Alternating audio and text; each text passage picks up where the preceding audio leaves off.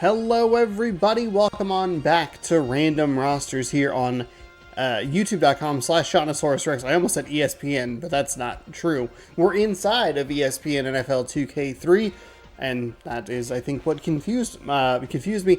This is, like I said, youtube.com/Seannosaurus. My name is Sean. Every Tuesday, I post a brand new episode of Random Rosters where we watch a triple header of NFL action where the rosters have been fantasy drafted. It is week number 4 of season number 6. So overall episode number 104. If you're new to the season, this is a great jumping in point. We're still figuring things out. The league's still sorting itself out, and there's not too much backlog that you'd have to watch. There's only 3 other episodes. They are a little on the longer side, but hey, if you watch them, that's fine. If not, I don't think you're missing a whole lot.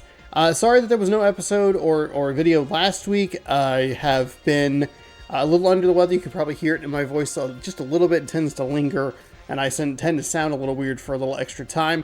I ended up just not posting anything pretty much last week, aside from some things that I had already made, and just kind of hung out and tried to just get better.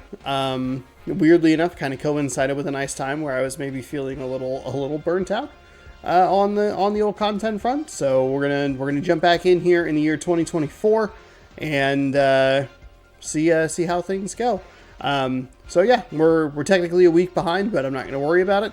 It's week number 4 of the 2002-2003 NFL season. We've done this twice before. If you're curious, if you'd like to maybe watch a week of this in Madden NFL 2003 or in NFL Fever 2003, you can do that. Check the channel main homepage and you can find the playlists listed there.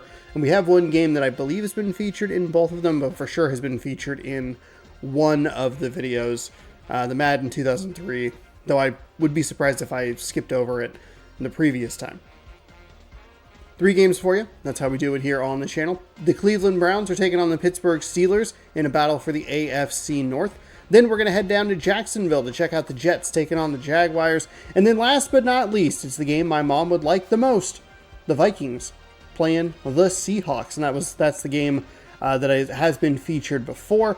So I think I'll do that throughout the season, is just kind of pick some games that are interesting from other times that we've done it and just kind of see what the differences are. So let's jump on in here to game number 1. Browns Steelers. We don't even play the games. We just enjoy them by watching. I commentate along with it, and we have a good time. Overall 4th. Wow. First rushing defense, 3rd passing defense, 28 playoff appearances.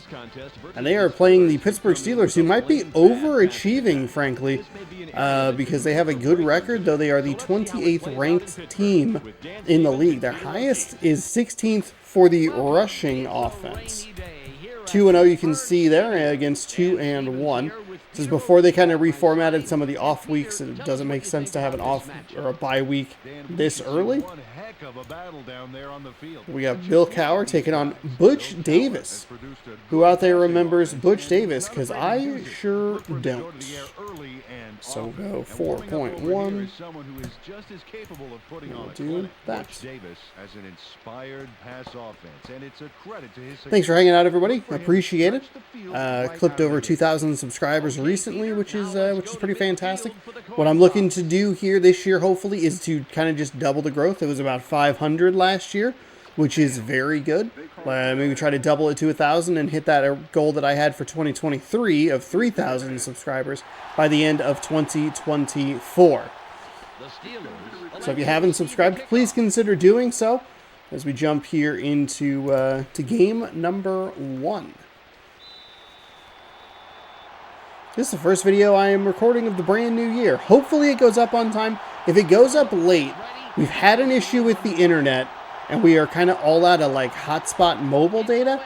So I'm going to try and just let it ride on some pretty bad mobile data. But if it is up late, hopefully that means that our home internet got fixed so that we can figure that out. It's been a mess of a couple of different things that have kind of all gone wrong at once that have actually been kind of nice to force my hand to not sit here for 4 hours a day yelling into a microphone. Okay, so the first two games that we have today, Browns, Steelers, Jets, Jaguars, none of those teams have been featured on the channel. Seahawks are also new as well. The Minnesota Vikings are the only repeat team so far, so we're getting a good look at all the teams here throughout the league, and that's what I tend to do, or at least try to do, especially in the first 6-7 weeks before some teams. Detroit is actually a really good example. They're 0-3. They're playing a Saints team that is 1-2. I was like, that game probably is going to be maybe their only feature this season, but I went ahead and passed on that one. It's like a couple of New York Giants, maybe a New York Giant and Buffalo Bill there. Halfback and running back. Steve McNair is the quarterback for the Steelers. I see that number 9. You say number 9 quarterback, Steve McNair. That's the first guy I think of. 2nd and 4. I guess you could go Joe Burrow now, but obviously he might not even been alive for this game. People are so young, and I'm old. Help. Going with a handoff to Barber off the right side. Looks like he'll lose about 1.5 yards, and that'll give us an opportunity to look at the defensive line, or the defense for the Cleveland Browns. Also, someone commented on a video about, like, why does someone sound 50, and I'm not sure if they were talking about me or not. Ty Law. Now back to the game.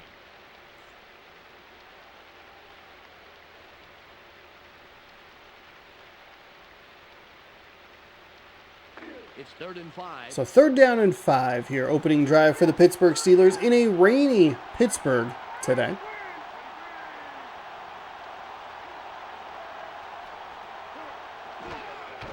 Going with a handoff right side, and Cleveland just committed. They said Steve McNair is going to beat us with his arm today.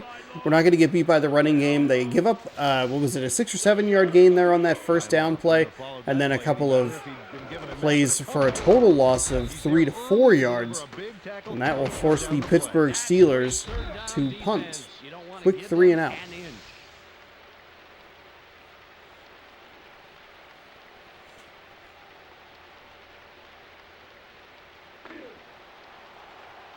Team rushing 76 yards per game this season.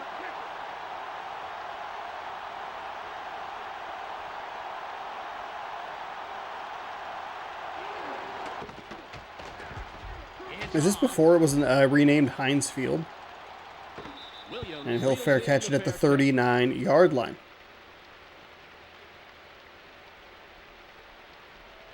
Well, the defense did their job and forced a 3 and out. Now it's the offense's turn. We have a quarterback at number 2.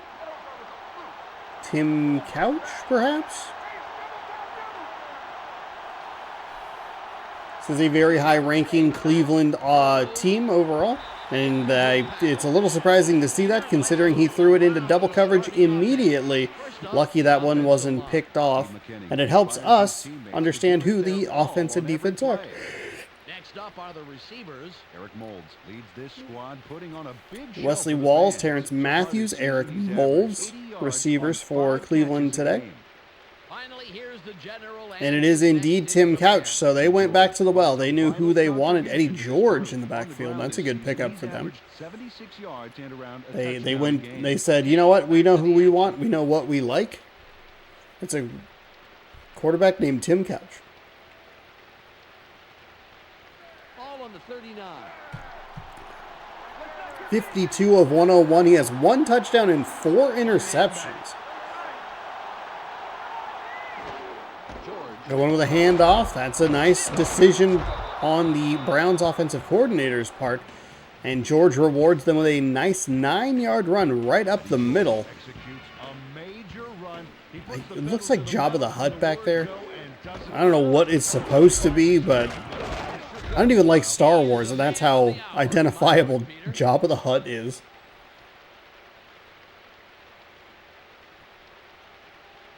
Third and 1.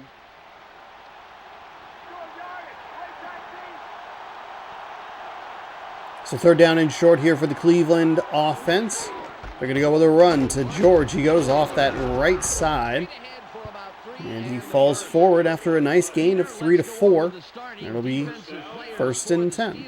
Take a look at the defense here for the Pittsburgh Steelers. Smith is who I'll be checking out from this group. He energizes this squad in a big way. That's followed by the linebackers. Mike Peterson. Brad Jackson, thanks for smiling, man. Before the rest do.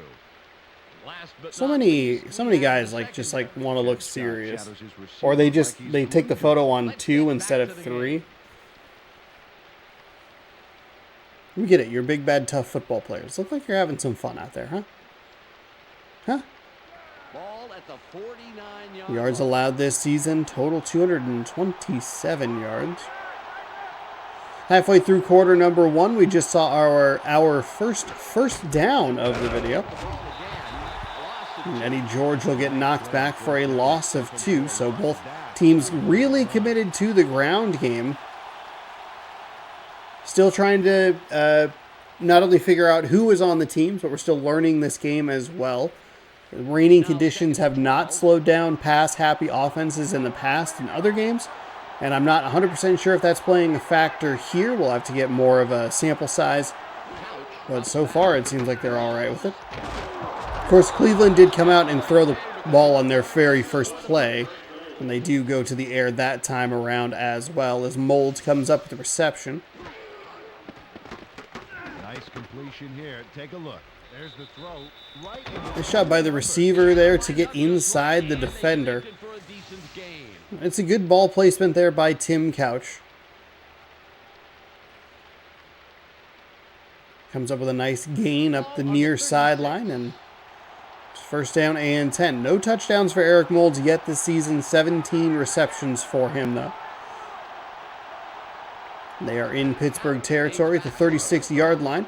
Couch throws, and it looks like it was tipped. Tried to get a handle on it as it came to the came falling to the ground, but instead it hits the turf. 2nd and 10. Ball at the 36-yard line. Why's that man sitting on the ground? Sir, there was so much bench left. There was lots of room for you. 2nd down and 10, single back formation. The offensive line does a tremendous job there to open up a big gap for Eddie George to hit. He'll pick up 7 on the run. 3rd down and 3 as we wind down to a minute left here in the first quarter. I had 3 on the brain with the 3rd down and the 3 yards to go. Looks like they're going to go empty backfield here. No, it's a split formation pro set, I believe is what it's called in the playbook. The crowd roars to life. Couch short drop, little float pass over to the near sideline, but Molds can't come up with a catch. It's jarred loose, and it'll be 4th down and 3. Should see a field goal attempt here. The wind was about 5 miles an hour.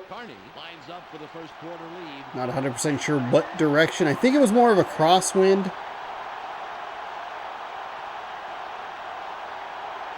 4th down and 3 following the incompletion. Kick is up, and it is good. Okay. Snuck inside that right upright. I think of all the games we've had, this is the 6th game that we've had so far in this series. These are the hardest field goals to see. Well, I'm sure he wants to put those a little closer to the middle, Peter, but he'll take the 3 points. Right in the corner there. See, like it goes up, but it doesn't go up high enough, so the ball is out of the frame for a little bit. But then as it goes, the camera pulls back like it's helpful, and it's not. So Cleveland with a pretty nice drive there. Takes a few minutes off the clock, largely thanks to the ground game. And they knock the long field goal through. Let's see what the Steelers can do to make some adjustments here on drive number 2. All on the 23. Give them something to cheer about. We want them to go home happy. It's going to be drugged down in the backfield for a loss of 2. Behind the line. I don't know that Pittsburgh's attempted a pass just yet. Forced that loss. Really nice speed to the outside. It's now 2nd and 12. They line up with a split backfield. Kroll goes in motion. Oh, they're going to go with a pass that time, except for he's going to get sacked in the backfield for a loss of 3. Bullware came through. It's like a play-action pass that was just kind of busted from the start. End of the first quarter. And that'll do it for quarter number 1. The Cleveland Browns 3, the Pittsburgh Steelers nothing. 2, what is that, 1 total yard? 33 for Cleveland. -5 rushing yards for the Pittsburgh Steelers. 6 passing yards. Or did I flip those stats? When the hell did the... 15. They line up. 3rd down and 15 inside their own 20 at the 18-yard line. McNair, short drop, finds a receiver. He's going to get crushed right at the 30-yard line. It's a really nice play. They got 12, but they are going to be short of the line to gain thanks to a couple of bad plays there to start that drive. And Pittsburgh, that time, much quicker.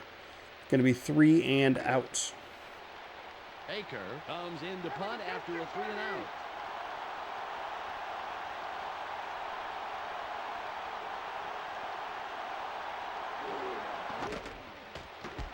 There's the punt. The punt is away. We'll get a return from the 35-yard line. He'll pick up 6.5. And that'll be a first down for the Cleveland Browns. All right. The second playoff semifinal should be over. Should be. It is not. Washington leads 37-31 with 40 seconds to go. Texas with the ball. Seems like that game has taken a long time to complete. Started at like 5:15. It is now 9:40 p.m.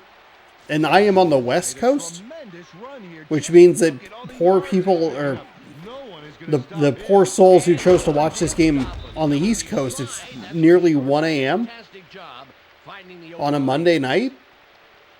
Why did these games not start a little earlier? Ball on the 48. Doo-doo-doo.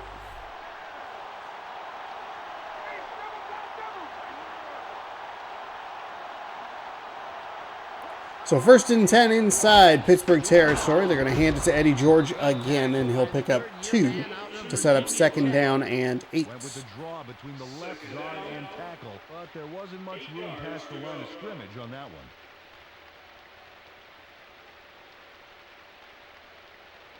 Second and 8.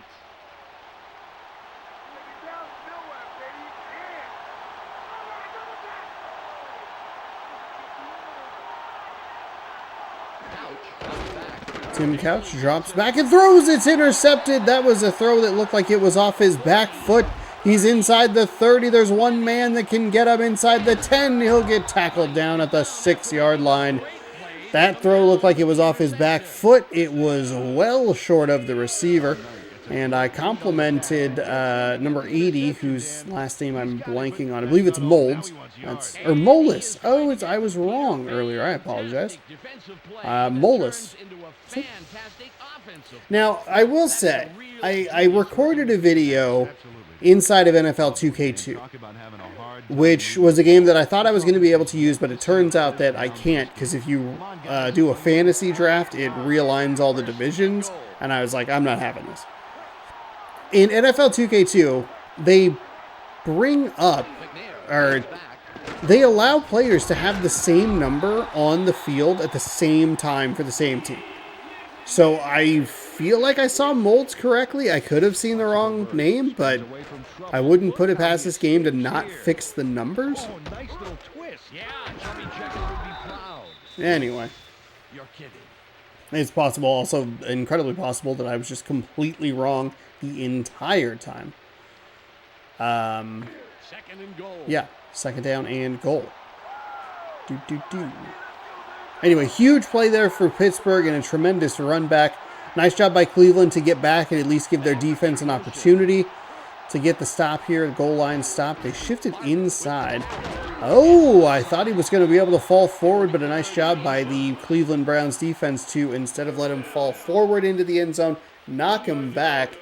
And again, just giving themselves an opportunity here to force a field goal try rather than a touchdown. Third and, I mean, knocking on the door. Third and, what, a foot? Foot and a half? Ooh, we've hit the 2-minute warning. It's an excellent time for me to check this real quick. There were only 40 seconds left.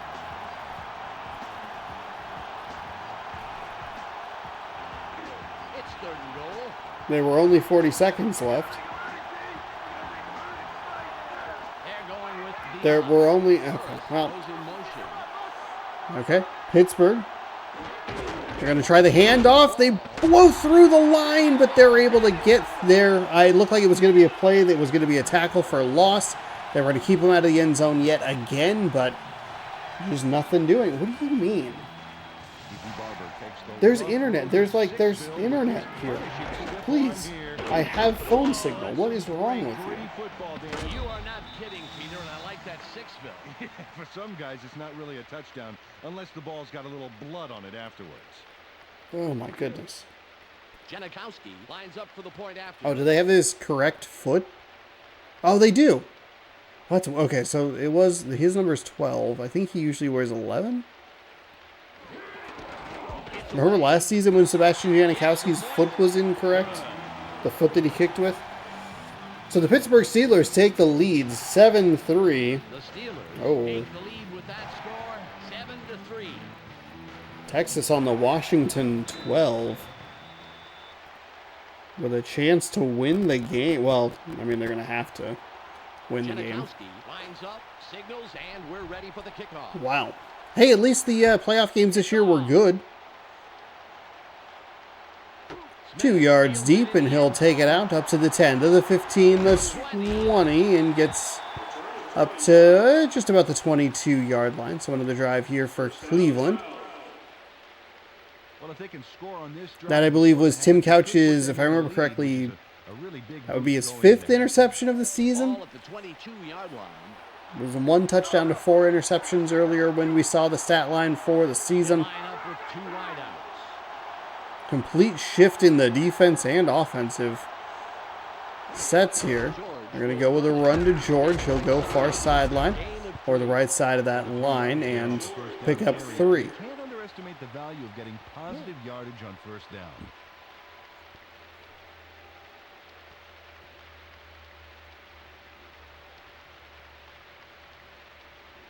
Ball on the 25.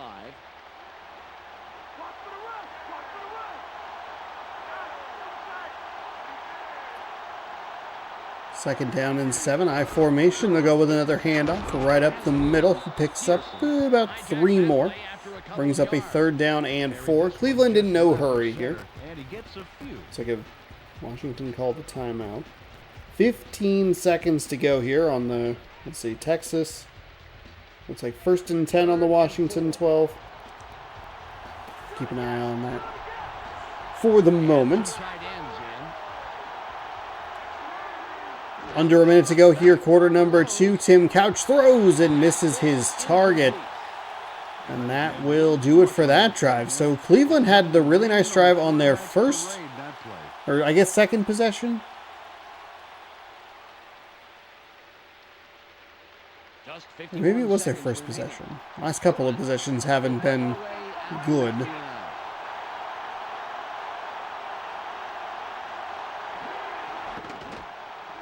I thought he might get through for the block, but nice job to pick that up. Inside the 30, he'll return it up past the 35, about a 10-yard return. And 1st and 10 for Pittsburgh with a full allotment of timeouts with 42 seconds to go. Really put some pressure on for the second half. Ball at the 37-yard line.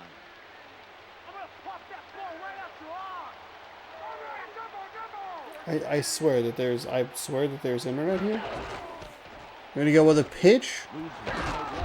I believe it's Tiki Barber in the backfield, if I remember correctly. Way out left, past the tackle. 9 seconds to go. 3rd down and 9. 4 seconds to go, so it's like it's going to come down to the final play. Why would it say Texas rushed the ball? Why would you rush the ball? Neither team in any sort of hurry. Which is, I mean, honestly probably pretty fair in this kind of weather. I don't think you want to do what Cleveland did. Put your quarterback in a position where he's having to try and heave the ball deep. Passing game's been inconsistent at best. And that'll do it for quarter number 1. Pittsburgh cashes in on the lone turnover.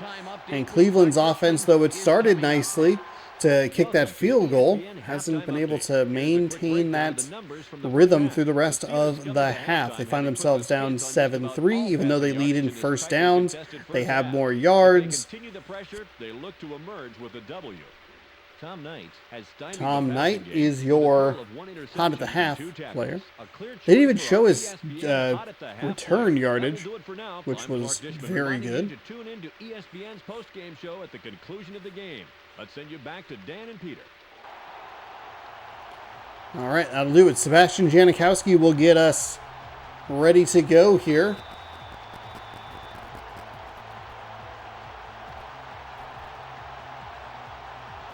Okay, so they get one more play to the end zone. Still 37-31, obviously. Strong kick.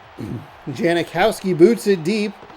He'll take it about a yard deep in the end zone, and he'll get up to the 20. He tries to make a move to the inside, but tackled after not much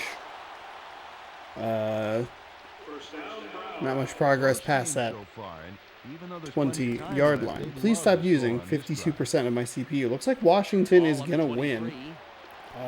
Score update. App is not updating.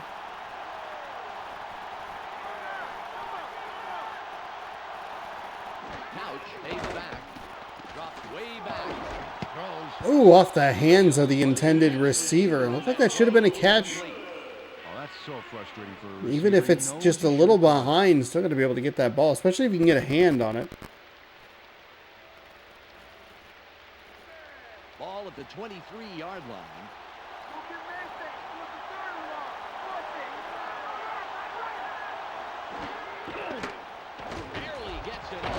Nice float pass over the middle, and that's a really important and big gain for the Cleveland Browns.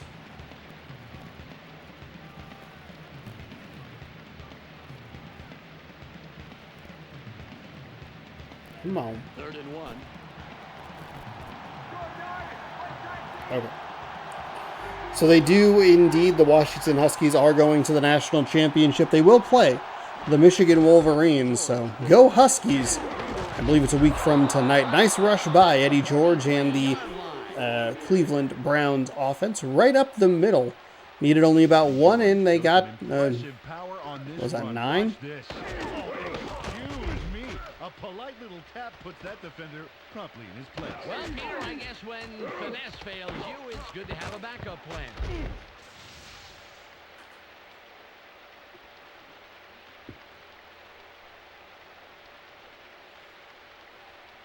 Ball on the 43.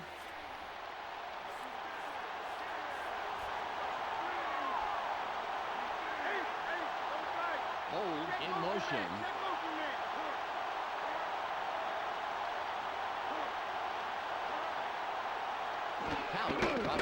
Couch drops back. Short drop finds a receiver over the middle.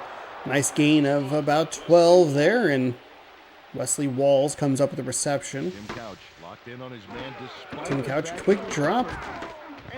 Was able to have enough time to set and throw. Pretty open receiver coming across the middle of the screen. Or in the middle of the field, I should say. I don't know why I said the middle of the screen.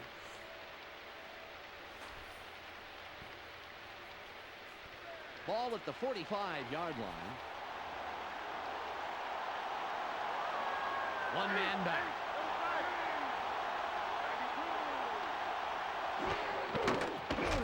Couch drops back, rolls to his right, but fires over the middle of the field. It's going to be a nice reception all the way down to the 1-yard line.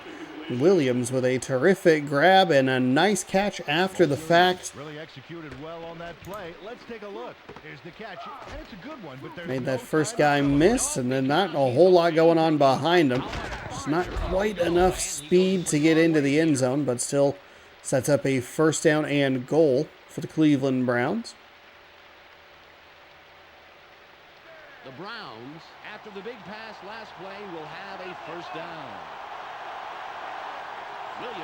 This is looking a little bit closer to what we saw the Cleveland Browns do on that drive that ended in a field goal. Nice stop by the four-year man out of Florida. Good job by the Steelers there. They break through the line, get the tackle in the backfield, and they'll force George back for a loss of 1, second and goal. A long drive, too, here for Cleveland, as I It's second and goal. remind myself that they got the ball first. So nearly 3 minutes gone in quarter number 3. All of them taken up by the Cleveland Browns. They're going to try the run again right up the middle, and nowhere to go for Eddie George and company. Third and goal. They lose another half a yard or so. Third and goal.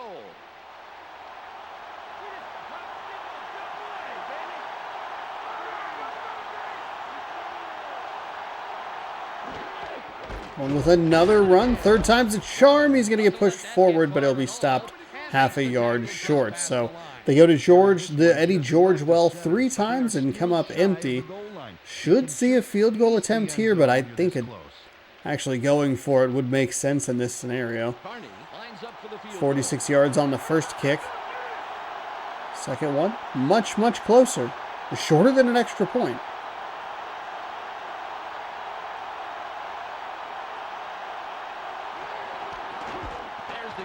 Kick is up, the kick is good, and the nearly 4-minute drive comes away with just 3 points. A disappointing finish for the Cleveland Browns, who were able to get it down to the 1, or inside the 1, as that final snap was. With all this rain, that ball could have very easily slipped and gone any which way. Yeah, but he maintained focus and control and compensated perfectly. But I'm alright with it. Take the points. I was complaining about a bunch during the like real football game, 3.5 minutes. During the actual NFL football, that like far too many There's the kick. far too many teams are just going for it on 4th down when they don't need to. Take the points. I know you guys, y'all love analytics, but you see a team like Detroit go for it on 4th down when they could have kicked a reasonably easy field goal. And they lose by 1? If you had 3 more points, wouldn't have been a problem. I know that game is not a great pick. Controversial ending, to say the least. Pretty awful officiating. Pittsburgh finally gets the ball for the first time here in the second half. They'll pick up 5 off a run up the middle from Barber. It's a pretty abysmal call. It's a disastrous series of events for the Detroit Lions, who could be looking for the number 2 seed in the NFC, but now Dallas gets that win. I know Dan Campbell, oh my goodness, that man was in the backfield but still couldn't get the tackle. Great vision from Barber. Instead of running it where he was probably supposed to, which was that left side of the line, he breaks it back to the right and picks up 2 instead of losing 2. Pretty big week of playoff action, a lot of football action. There's a lot of, we're at the end of the third quarter, as there is some jostling for position, and teams can get in or fall out of the playoffs. Be interested to see what comes of that.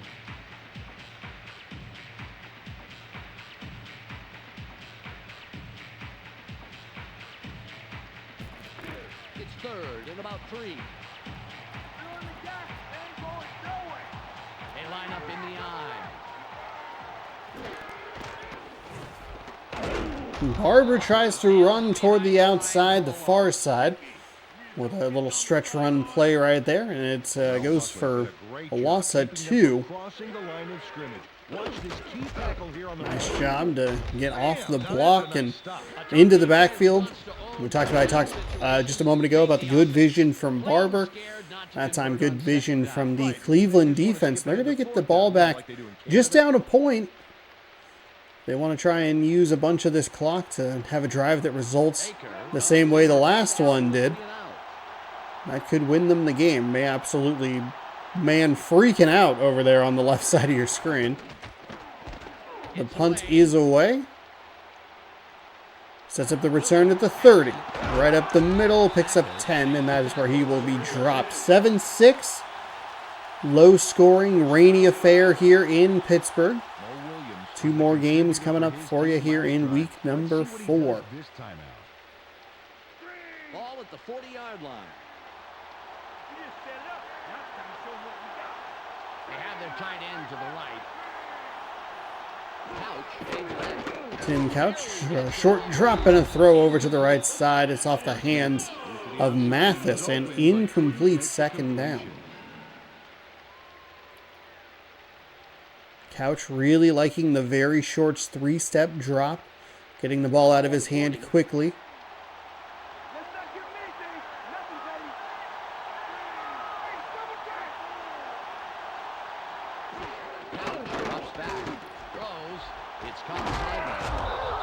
Nice completion out to the far sideline that time, and it'll pick up 11, setting up a first down and 10. A little surprised that they've gone away from the running game as much, or as much as they have. Like to see Cleveland probably would like to see this clock just continue to move. 2 interceptions this season for Tom Knight. Glad that I checked that it was this season, because I was like, when the hell did a second interception happen? They will go back to the ground game, maybe stretching that defense out a little bit, trying to play the pass. Maybe catching them a little off guard there. It's a good run, gain of 7. Second down and 3 as we work toward the 3.5-minute mark of the fourth quarter. It's second and about 3. They go with the I formation. I formation again. They'll go with a run. Oh, tries to go up the middle, but he gets contacted by a couple of guys, able to get a stiff arm out and knock a man over, get a man off him. Eddie George with a terrific run. That tackle should have happened. That should have been a loss of 2. Sets up a 3rd down and 5 or so. Instead, he can't get Eddie George down to the ground. He rips off a big run going toward the sideline. And it's 1st and 10. Ball on the 30. As the rain continues to fall here in Pittsburgh.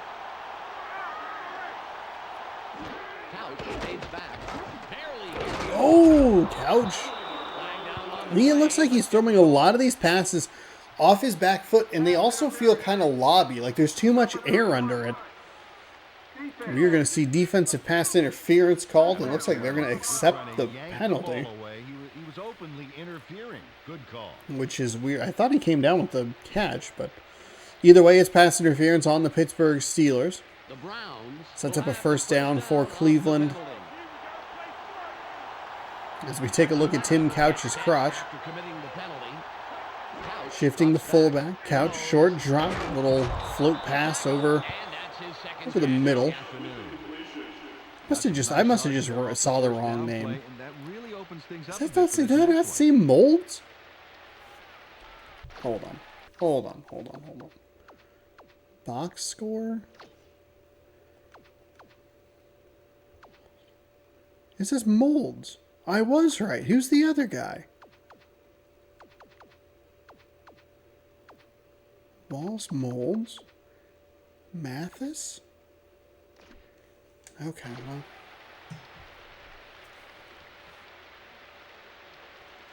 We'll let this clock run, it seems, here on a 2nd down and 3 in field goal range. Ball at the 14-yard line. 6 for 13, 100 yards for Tim Couch, 1 pick.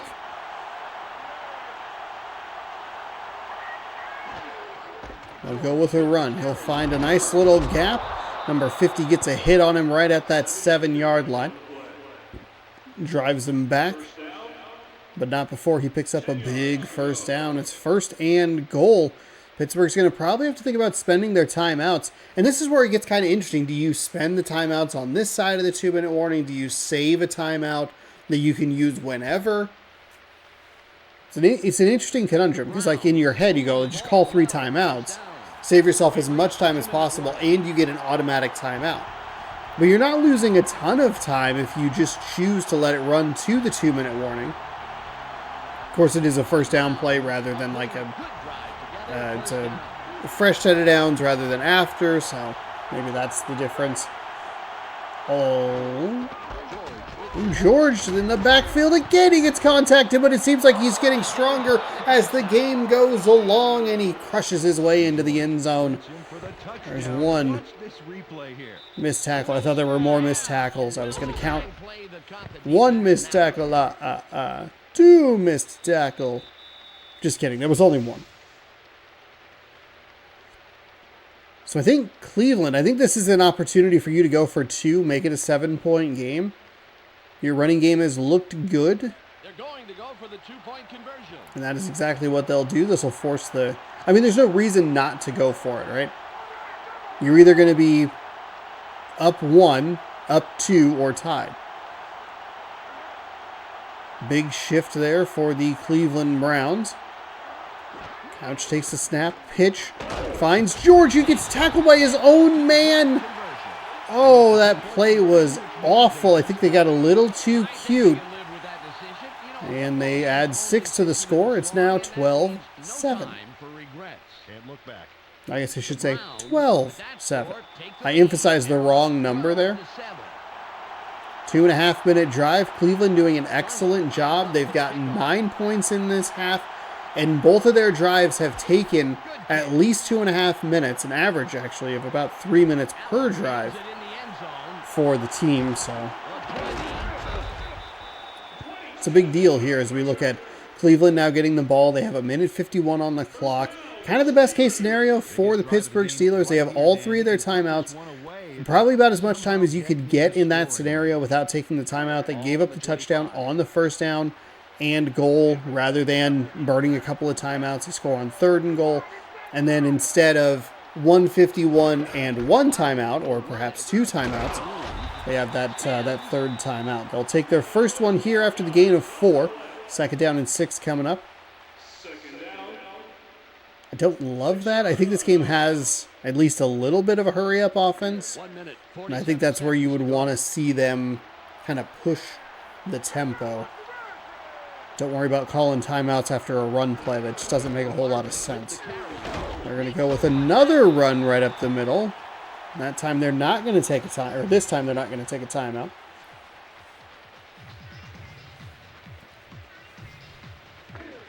And they will hustle to the line after huddling up. I mean, you have Steve McNair as a quarterback. I don't know why you're not throwing the ball. Instead, they're going to hand it to Barber again. Contact behind the line. They'll take their 2nd timeout. Take a timeout. That's their 2nd. And it's 4th and 2.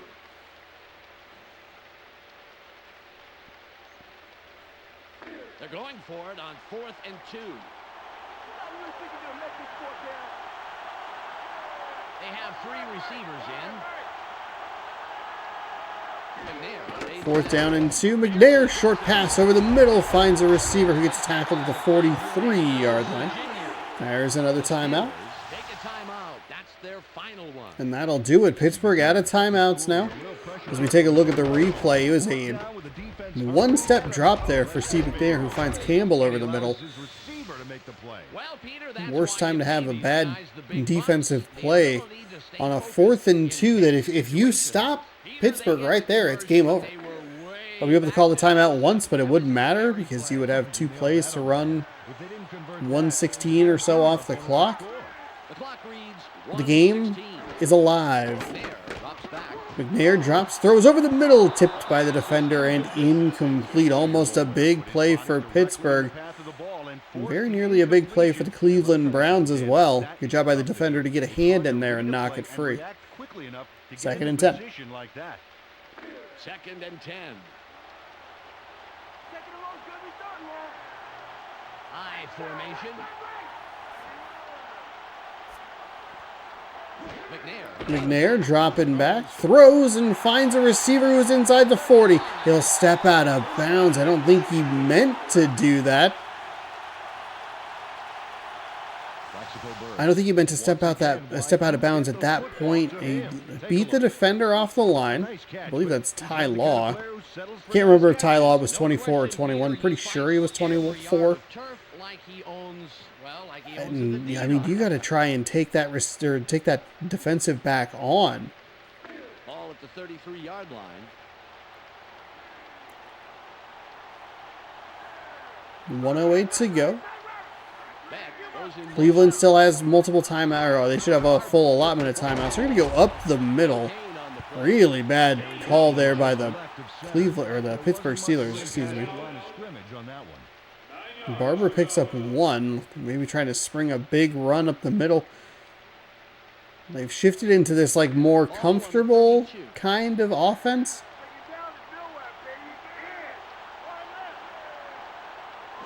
Shifting in the backfield. Barber off the left side. He gets tackled again. That time it's a gain of 4.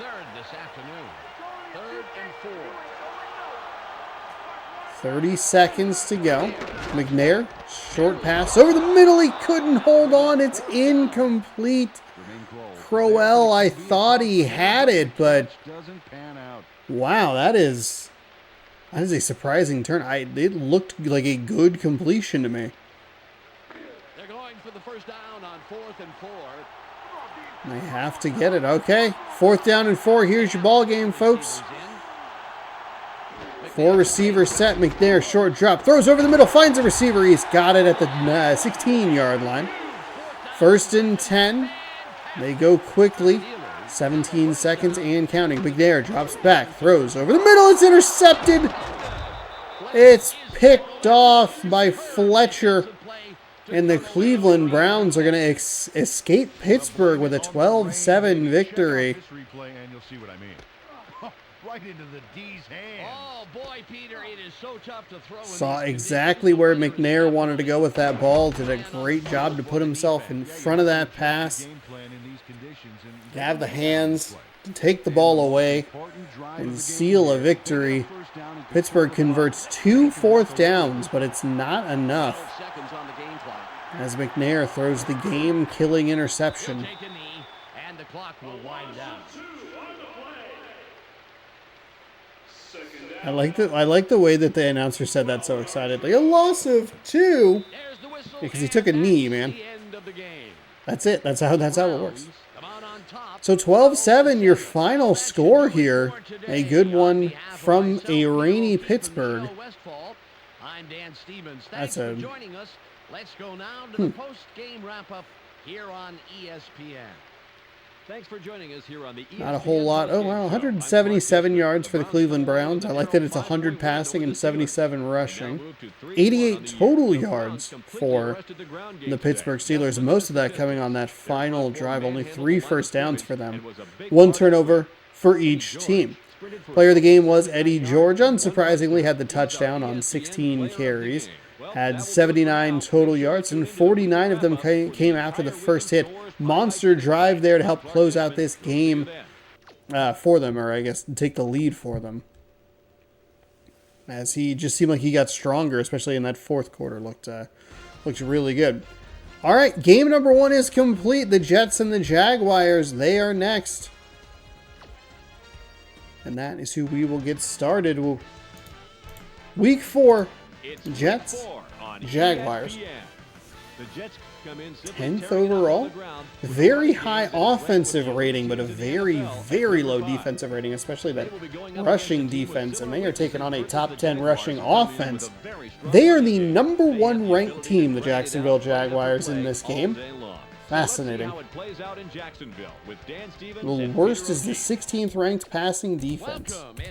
And they are 1-1, weirdly enough. Alltel Stadium. I always thought it was like Attell Stadium. That's what happens when you're a dumb kid and read instead of listen. Dan, you've got a good coach over here, and you have someone that can ruin his day. Tom Coughlin for the Jacksonville Jaguars. John Randall. Defense is in the dust. but they get Pulled the job done John day in and Randall day out. John Randall comes in with a pass rush that card must the other be day. respected. If he's What was having it a called? good day, his numbers will balloon even higher. Defensively this season, he's averaged 3 tackles and around a sack a game. Thanks, Peter. Let's go midfield, where the team captain. So we get out of the rain in Pittsburgh. We head south to Florida, where it's looking pretty nice and crispy down here.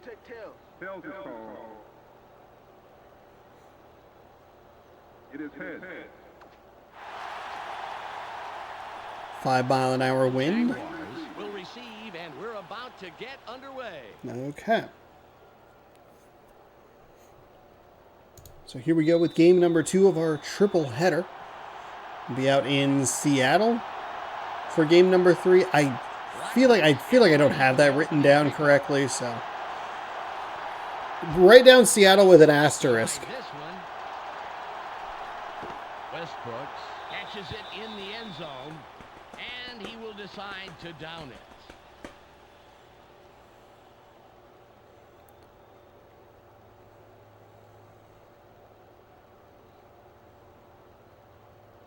Ball at the 20-yard line.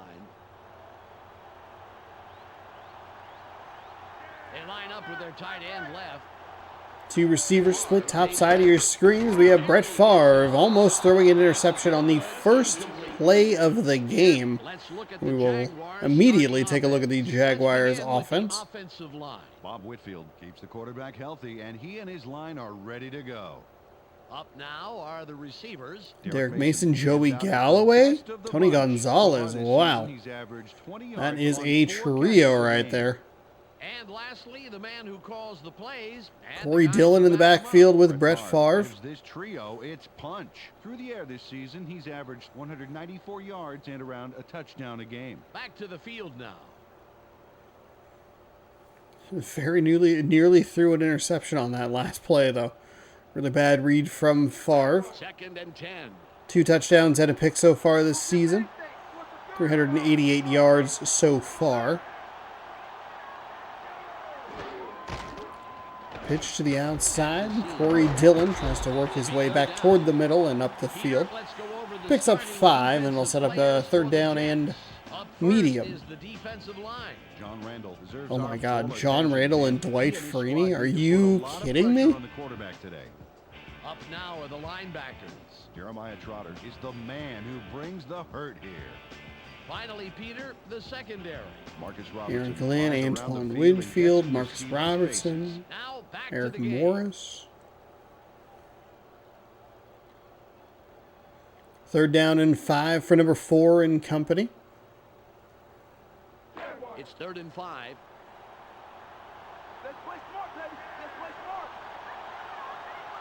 Tight end is lined up on the right side. Mason in motion.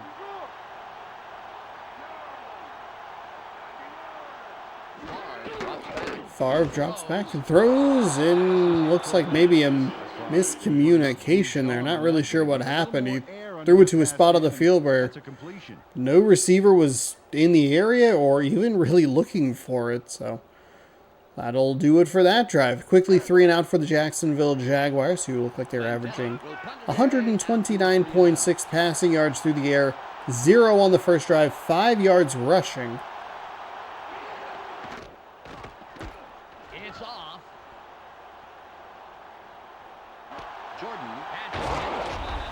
Jordan with a catch. A return. It's a short return up past the 40 to the 43 or so. And here comes this New York Jets offense. Ooh, do we have an NFC North battle here in this AFC matchup? Is this a Dante Culpepper sighting, perhaps? Goes for the runoff. Oh, Sean Alexander? And we'll take a look and we'll get those answers immediately. Damian Woody. Barry Allen powers up this line considerably, and that will give his quarterback more time. Next up, the receiving core. Joe Horn, Todd Heap. To this pack of receivers. So far this season, he's averaged 61 yards on 7 catches a game. Last but not least, It is indeed Dante Culpepper and indeed Sean Alexander in the backfield. Sean Alexander and John Randall, I look like they're wearing the same shirt, but Okay, back to the I action. don't remember John Randall playing for the Seattle Seahawks. So an NFC North quarterback battle here in Florida. Averaging 73 yards on the ground. Second down and 6. Culpepper with a toss to Alexander. Finds another 3. And we'll take a look at the Jaguars defense. First up, the defensive line. Courtney Brown and his men deliver knockout blows to the offensive line all game long.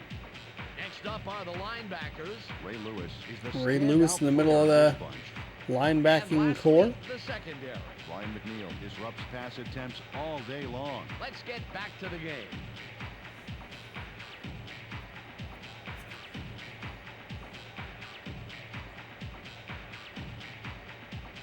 It's third and about 3.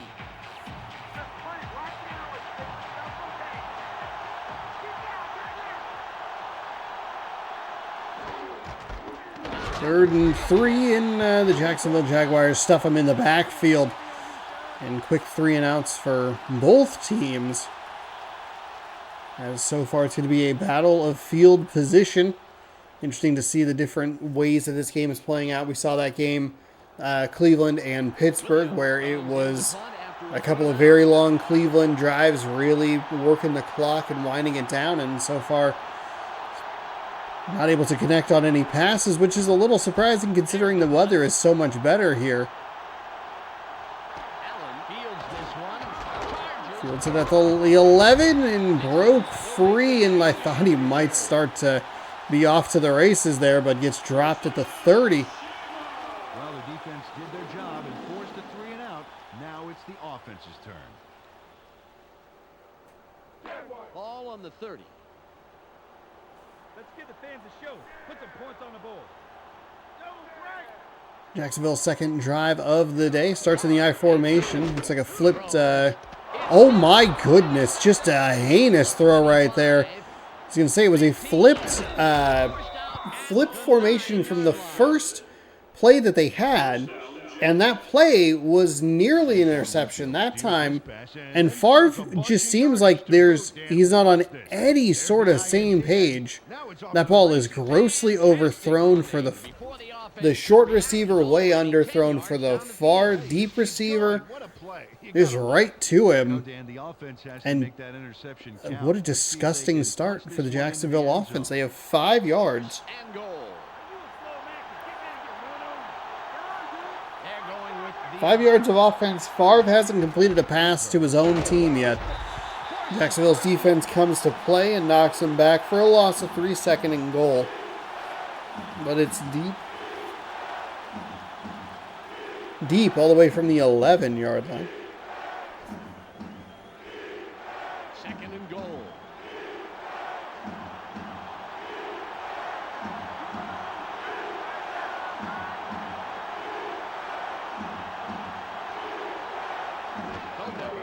Crowd comes to life as Culpepper steps and fires.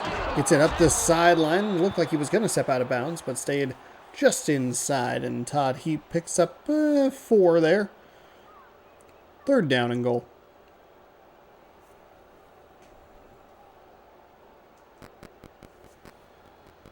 It's third and goal. 3 wide receivers on the field. Culpepper aids back. Throws. Culpepper throws into the end zone, but defended nicely there. Make sure the receiver couldn't come up with the ball, and it's 4th and goal, so the Jacksonville defense stands tall after the turnover. Watch this. A terrible catch.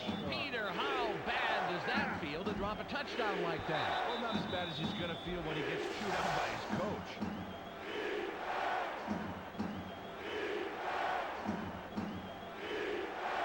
Rackers lines up for the first quarter lead. This raucous crowd on its feet for this field goal attempt. It's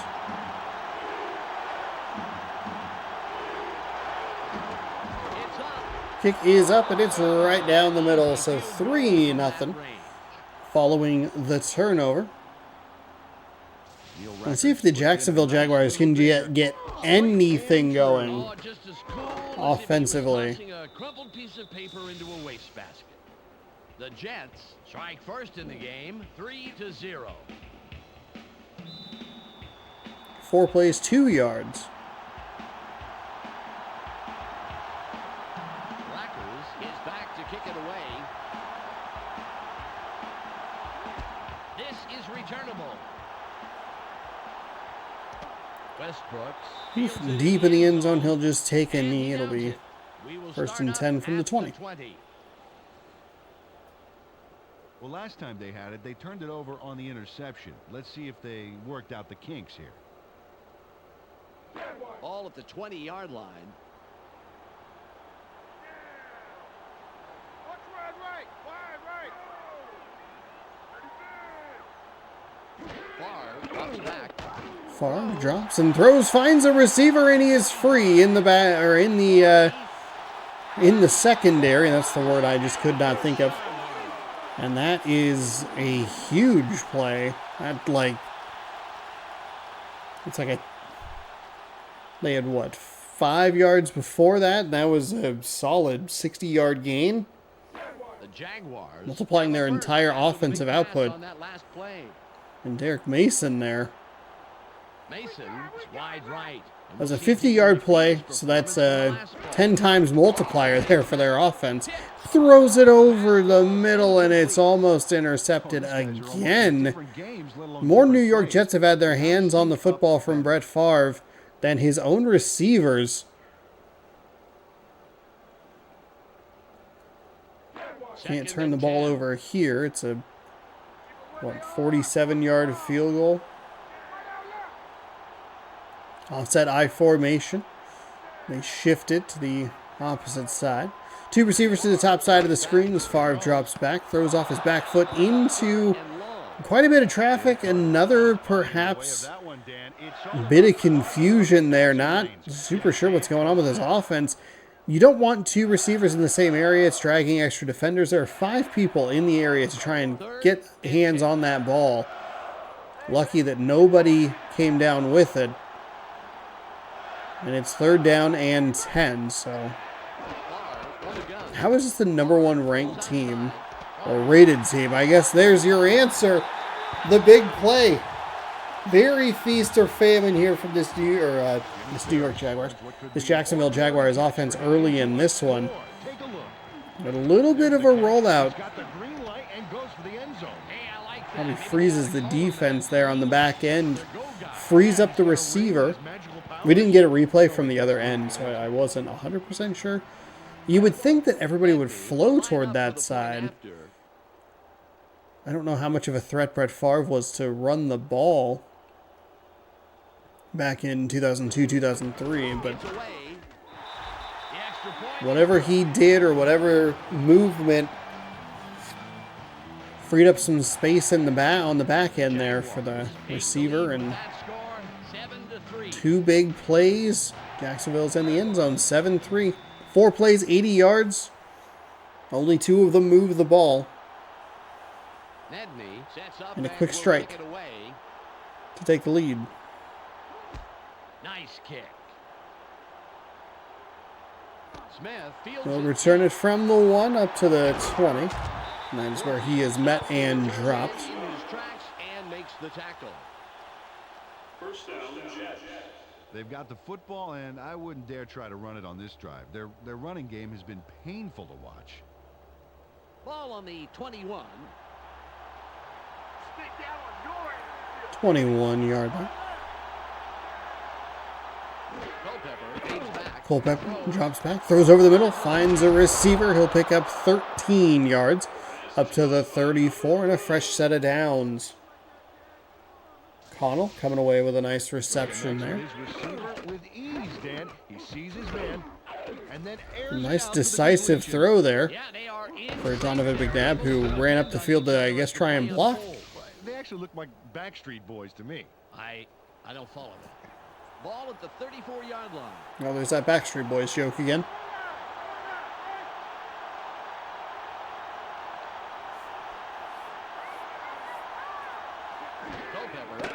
Culpepper, short drop. Oh, and he almost threw an interception. Big drive on the ball there by the Jacksonville Jaguars defense. Between the QB and the receiver on that baby, there was no way that was going to be a completion.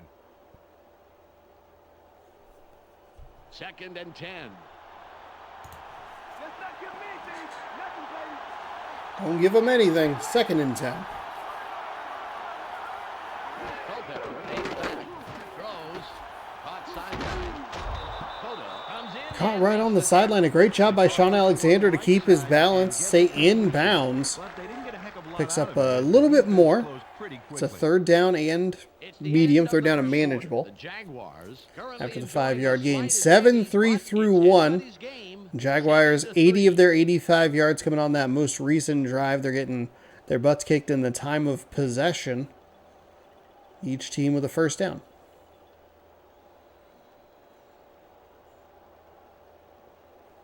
It's 3rd and 5. Bring no further with me and my D in your face.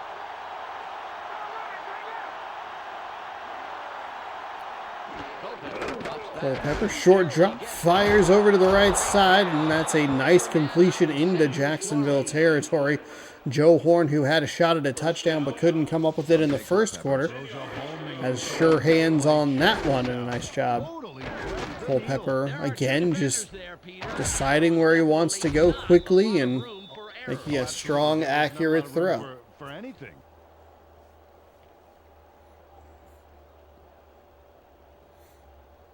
Ball on the 47.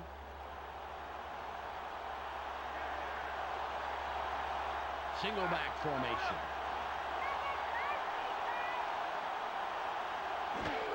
Alexander will Culpepper, hands off to Alexander. Alexander stretches it to the outside, but there's nowhere to go, and the Jacksonville Jaguars with a sure tackle in the backfield, drop him for a loss of 2. 2nd and 12. ball at the 49-yard line. Better get ready to see it again. High formation again for this New York Jets offense. 3 receivers as we see a shift to the fullback. Takes back, sits tight. That's where Culpepper's going to go with the ball. It's incomplete. Showed his arm strength on that pass, but he needs to ease up and show a little more touch, I'd say. Not a great play at all. I don't think a play like that works in that scenario. It's already 2nd down and long. You're going to pick up a yard, maybe 2. Lucky that it was an incomplete pass and not anything more disastrous. Receivers on the field. Culpepper drops back. Culpepper with a short drop, whips it, and it's incomplete. I thought he had the reception. It was going to be a 1st down, but instead it's another incompletion, and the drive stalls out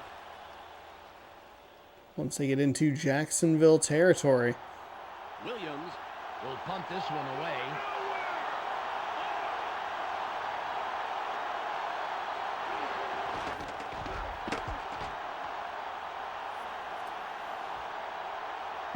Nice little angled kick there. I don't know that. He sticks them deep in their own territory.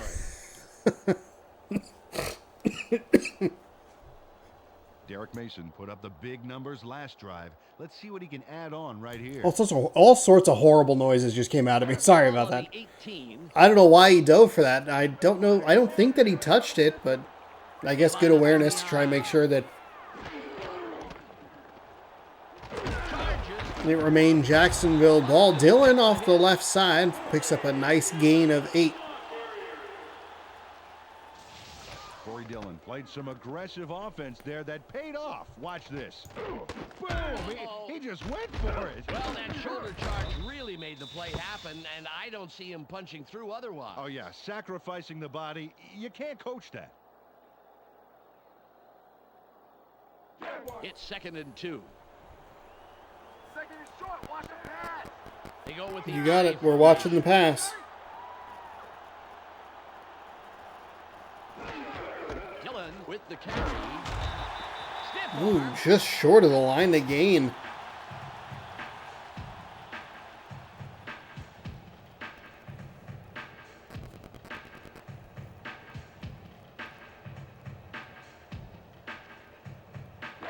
Third and less than a yard. Jaguars.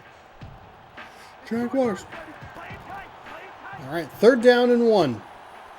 I formation tight set, one receiver to the bottom side of the screen. We're going to go with a handoff, and that's about as easy as that conversion gets. Nice job to pick up the first. Good read of the D and nice explosion to get through the line.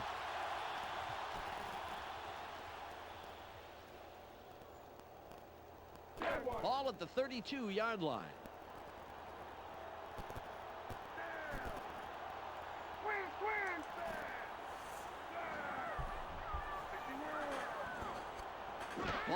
First and 10 from the 32. He's throwing to the outside, but receiver can't come up with the catch. That's Joey Galloway, the intended target there. Thought he had a good look at it.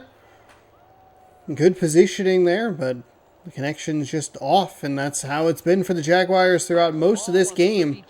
A couple of big chunk plays, and a literal couple at that. Otherwise, it's been a really rough offense to watch. They'll pitch to Corey Dillon. He breaks a tackle, but the second guy gets him. Gain of 2 will take us to the 2-minute warning. 7-3. Jacksonville, the number 1 ranked team in the league, or the number 1, I guess, rated team, taking on this Jets team, who I don't think was ranked particularly high, but I could be confusing. Oh, the Steelers are really bad.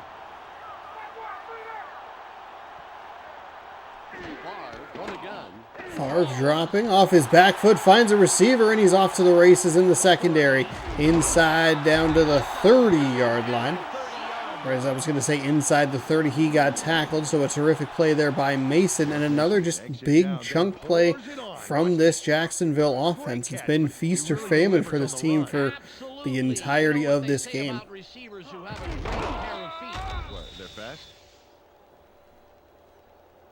Nice play coming out of the 2-minute warning. Derek Mason there, and there's a great example. 2 receptions, 86 yards, 61 after the catch. Left after the big gain last play. Galloway goes in motion. Going with a run right up the middle. Nice patience there to search for a hole, and picks up half of what they need. 2nd down and 5. Picked up a handful. 5 yards to go.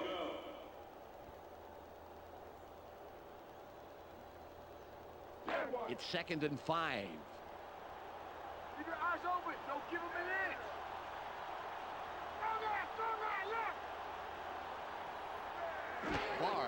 inch. Favre with a 1-step drop, fires over the middle, finds a receiver for a gain of 10. Somebody will take a timeout. Jacksonville will take that timeout as we take a look at the replay. 2 guys on him and still made the catch, Dan. That is a really dangerous pass. I mean, Tony Gonzalez is the man whose hands you want in the ball. Want the ball in. I don't know why I really threw myself off with how I was saying that sentence. He's a terrific target down here in tight spaces like that, but that is really threading the needle. And with how inaccurate Brett Favre has been throughout this first half, little woo. Watched him throw in between 2 defenders. Dillon bounces it back towards the middle. They'll take our 2nd timeout. That's their 2nd.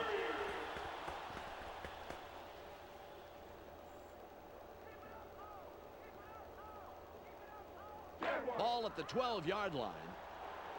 That's all they get. That's all they get.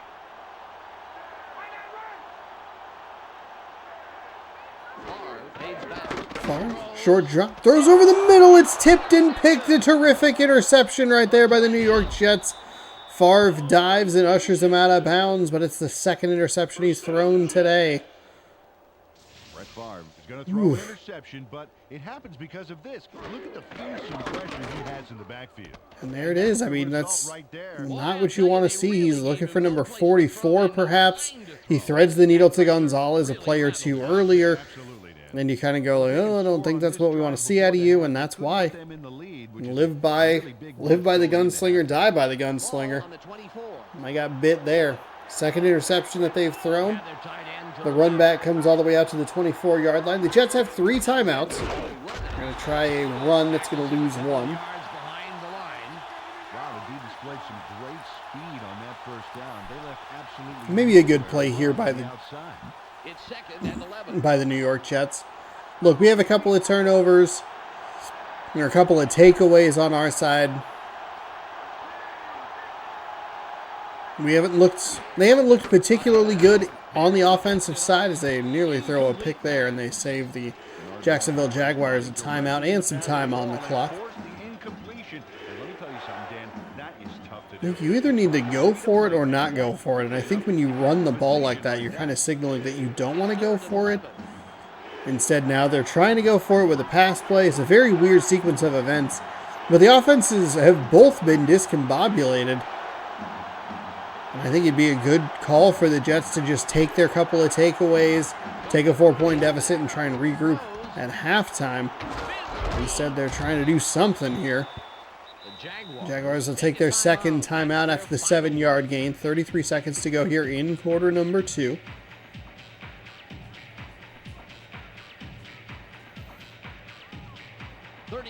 Seconds left. Williams will punt it away after 3 and out.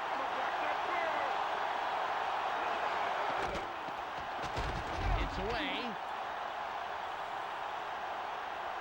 We'll take a fair catch at the 32-yard line. The punt play takes about 6 seconds off the clock, and see what they want to do with it. 27 seconds to go. That onside was a fluke. We're going to get the ball right back. Watch wide left. Pitch to the outside, and Dillon will pick up a yard and a half. I think that'll do it. Half number 1 should come to a close with a 4-point deficit. Or 4-point difference. Jeremiah Trotter, 15 tackles, 3 interceptions on the season. It very easily could be tied if Joe Horn comes down with that catch in the end zone. The Jaguars will run one last play. It'll be a short throw over the middle, and I don't know if he got hit as he threw or if it's just a bad launch angle or what, but whew, this is not what you're looking for if you're a fan of football at all. I mean, the Jaguars have 80 of those 156 yards on one drive.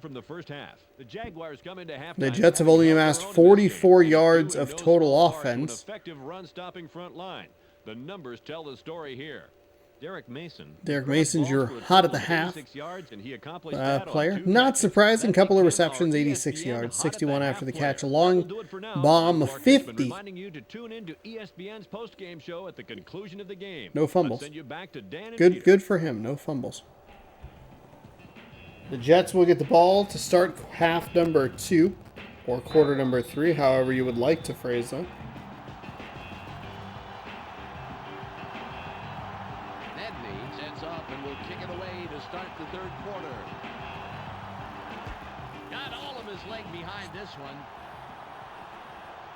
Jordan will field it, and he will decide to down it. And that is how half number 2 will begin. A kneel down in the end zone to bring the ball out to the 20. 1st and 10. They'd love to put some points on the board right here. Ball on the 20.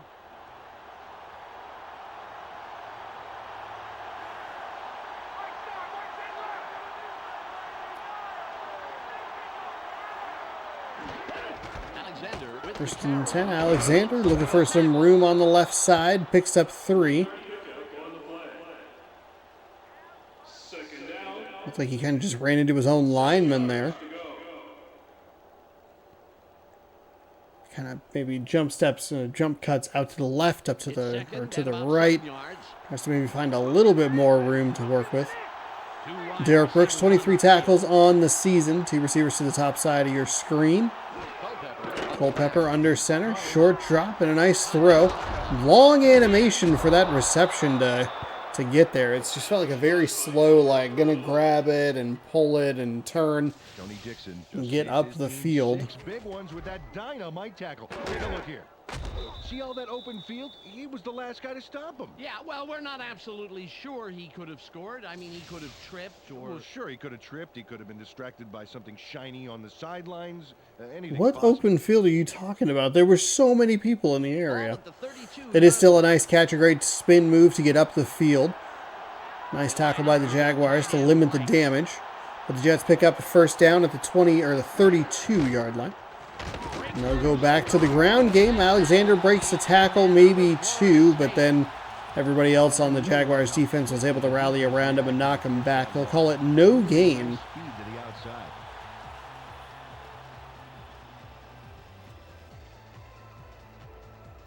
Ball on the 32.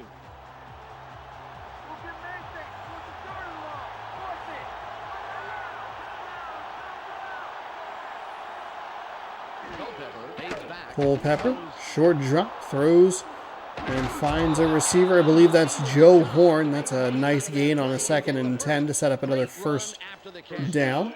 They toss this one right side and complete it for a healthy gain. More And importantly, that's however, Jets they offense. move the chains. Made some nice Nice adjustments here at the half, and they are, it looks like they're in a nice little rhythm, working their way up the field.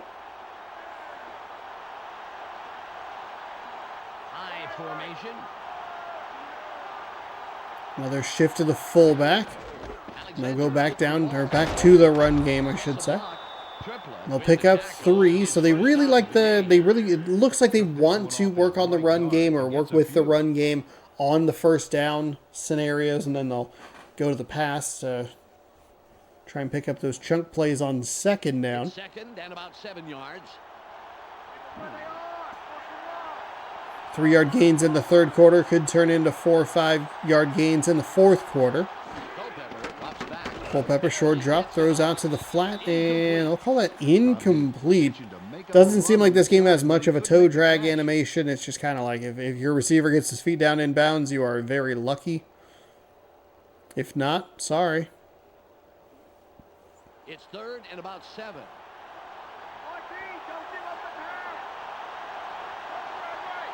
Coming in motion. Culpepper fades back. Culpepper drops and fires a dime in between a couple of defenders.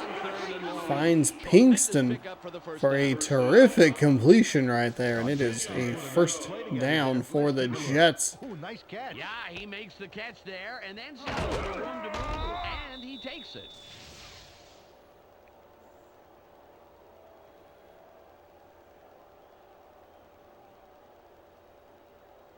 Ball on the 33. This is exactly the kind of drive you want coming out of the halftime break. Going with a handoff. Alexander tries to break it back to the middle. Finds a yard. 2nd down and 9.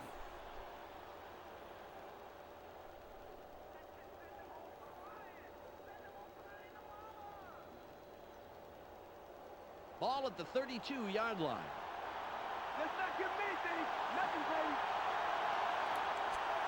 The Jets have really liked the run game on first down, but 2nd down is when they have liked to throw the ball, so I'd anticipate that is what it'll be, and it is yet another throw and a nice reception on the back end.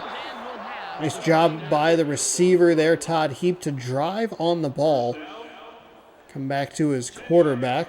And I couldn't even get the sentence out before they snapped the ball, and I was able to give my pitch-perfect analysis. I was correct. If you're Jacksonville, maybe sell out for the run here on first down, switch into a pass defense for 2nd down. I feel like the Jets have been very predictable, but they've been effective here in their first drive of the second half.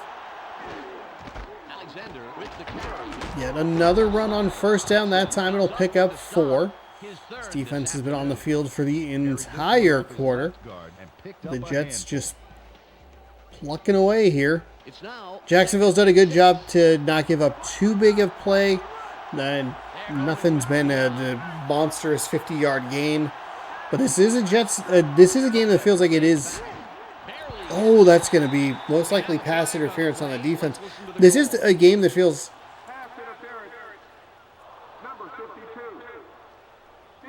Ooh, they are going to call it. It's going to be 1st and goal from the 3.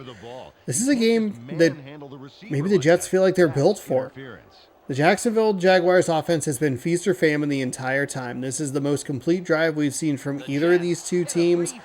And you kind of look at what the Cleveland Browns did. They stayed down 4. They took the points when they had the opportunity. They were able to take a lead late, and the Steelers weren't able to get into much of a rhythm. So we see a near pick in the back of the end zone. Coverage on that one, Dave. Whew. Just tight enough to make it a difficult catch. Jacksonville might be able to win the same, or the Jets might be able to win the same way.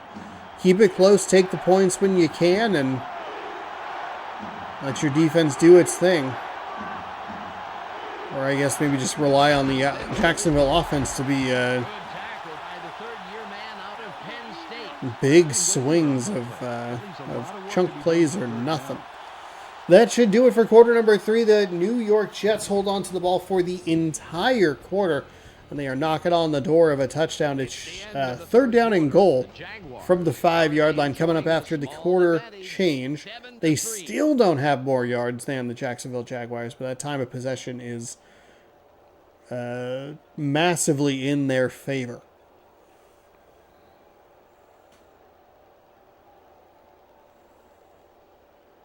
Third and goal.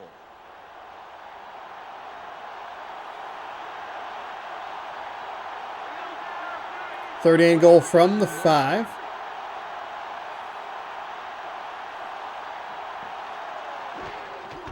They're going to try the run. The Jacksonville defense proves tough and stops them for no gain. Into the end zone.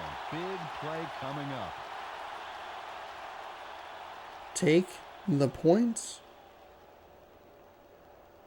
We have flipped into the fourth quarter, okay. And I feel like all hell is going to break loose. Neil Racker's coming in for the try.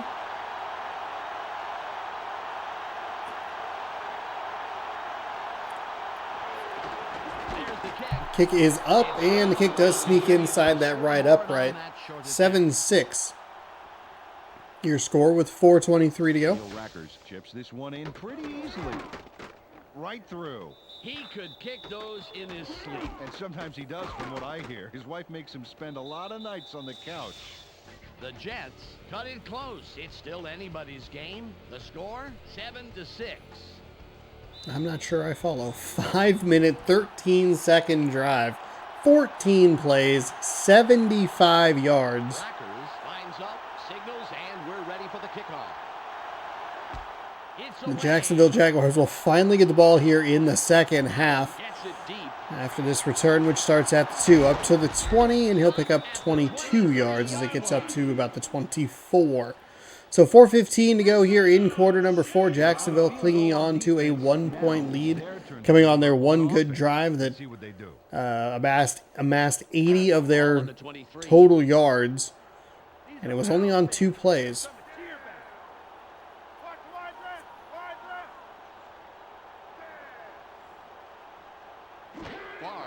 left. Favre drops back, slings it out to, I believe, Joey Galloway. He'll get up to the 50 and into Jets territory at the 49-yard line.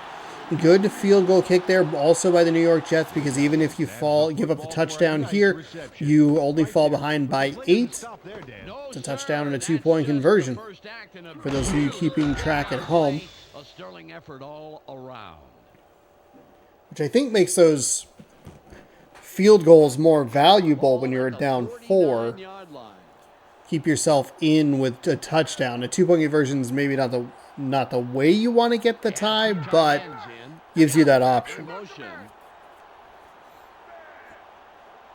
Jacksonville shifting a receiver. Favre drops back. Short throw over to the left side, but Mason can't come up with it, and it's second down and 10. Play all by his lonesome.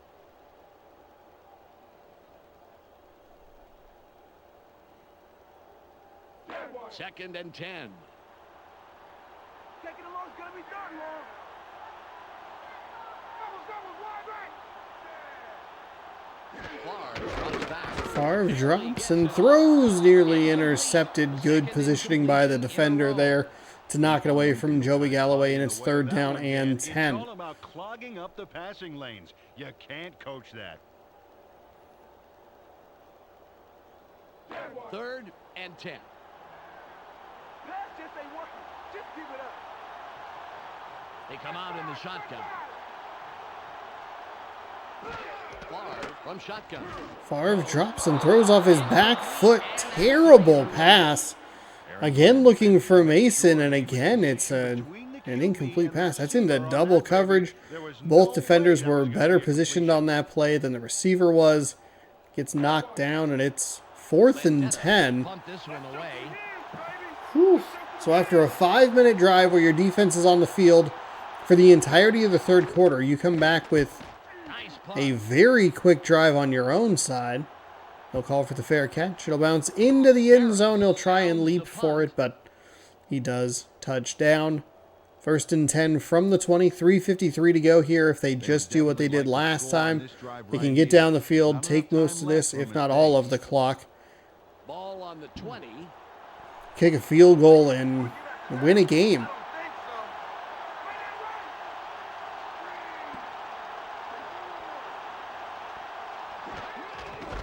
Culpepper hands to Alexander. He'll pick up 3 on 1st down. Unsurprising that that's what they're working with. Start on the ground.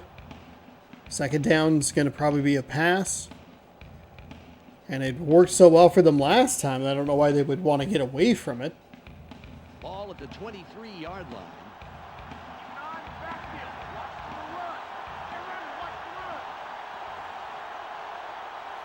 High formation, tight formation here. Culpepper with a short pass out to the sideline. He was trying to turn up the field, but stepped out of bounds.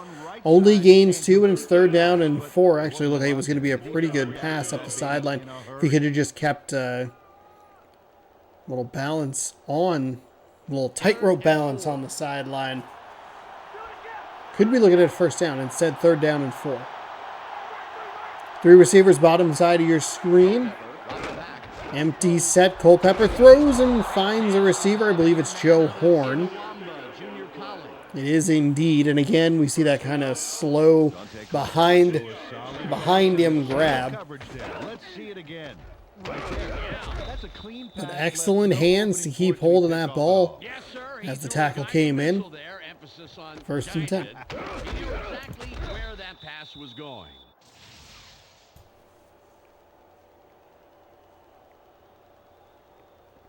Can definitely feel it in my throat that I have not talked for a while. Ball on the 33. I haven't talked for a long time for a while. Don't worry, I've been talking. 1st down and 10 from the 33. Culpepper drops back, fires over the middle, finds a receiver. He's up past the 50, tackled forward down to the 42-yard line. And just like that, they're in Jacksonville territory. Connell, there it is. Defensive play of the game here. Let's take a look. As you can see, he was the last. He was that time. This commentary makes sense. He was really what he felt like the last effort for this Jacksonville defense. Ball at the 42-yard line. They line up in the eye. Offset I formation. Clock winds towards 2 minutes. They're going to go with a fullback run. They'll pick up 2.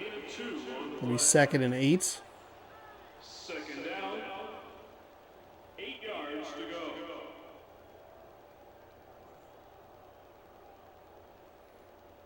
We've reached the 2-minute And that warning. will do a 2-minute warning here. In quarter number 4, the Jets really doing a nice job. Like I keep talking about, 5 minutes, that entire third quarter. And even into the 4th a little bit. And now they're working with about 2 minutes on this drive already. We just need another little bit. Nice job to snag that ball away from the defender. Joe Horn with those strong hands. Come away with a beautiful reception there.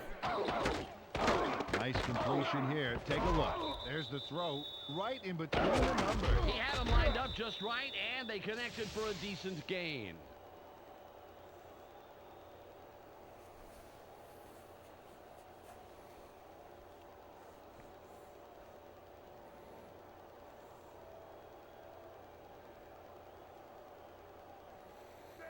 They'll wind this clock down. It's 1st down and 10. Inside a field goal range, down to the 24-yard line.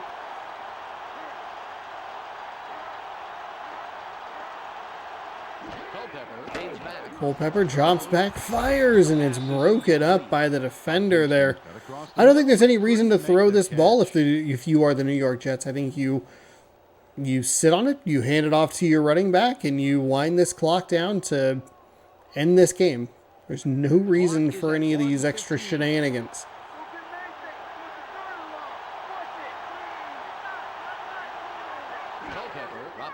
Culpepper again. That time he's going to get sacked. It's kind of helpful for the Jets, not from a field position perspective, but it does get this clock moving down towards the 1 minute mark. It's a good job by the Jacksonville Jaguars to bring a little extra pressure. Gets through pretty clean. It looked like Culpepper's actually going to avoid this first hit. That's exactly what he does, but the second man is there for the tackle.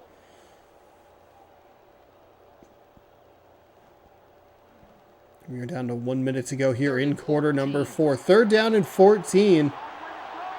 Nothing silly here for Dante Culpepper and the New York Jets.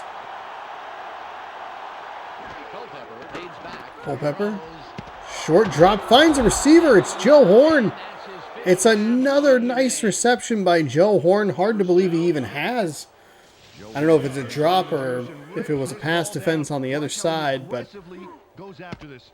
Oh man, he shows great reflexes there, leaning out to grab that pass. Well, some receivers would be forced to dive for a ball like that, but he manages to get under the ball. Fantastic play. That's a huge conversion on 3rd down and 14.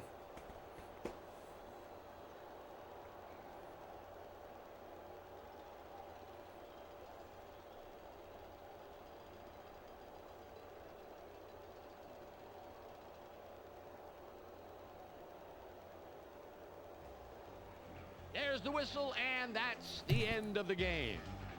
The Jaguars win a close one, 7-6. Well, that should do it for today. On behalf of myself, what happened? Westfall, I'm Dan The Jets should have won this game. Are you kidding me? Wrap up here on ESPN. Clark Dishman here with the ESPN postgame show. Let's get started. The Jaguars come away with a 1-point squeaker over the Jets.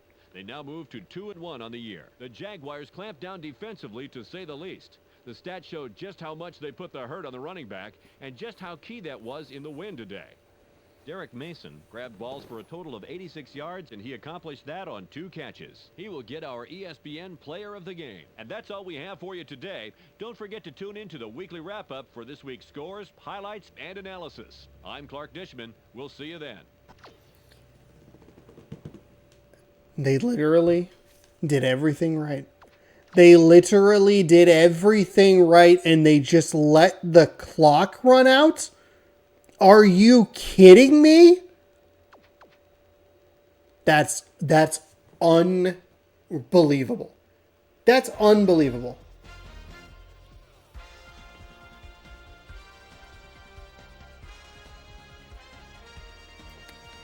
All right, so we will keep this game in our back pocket.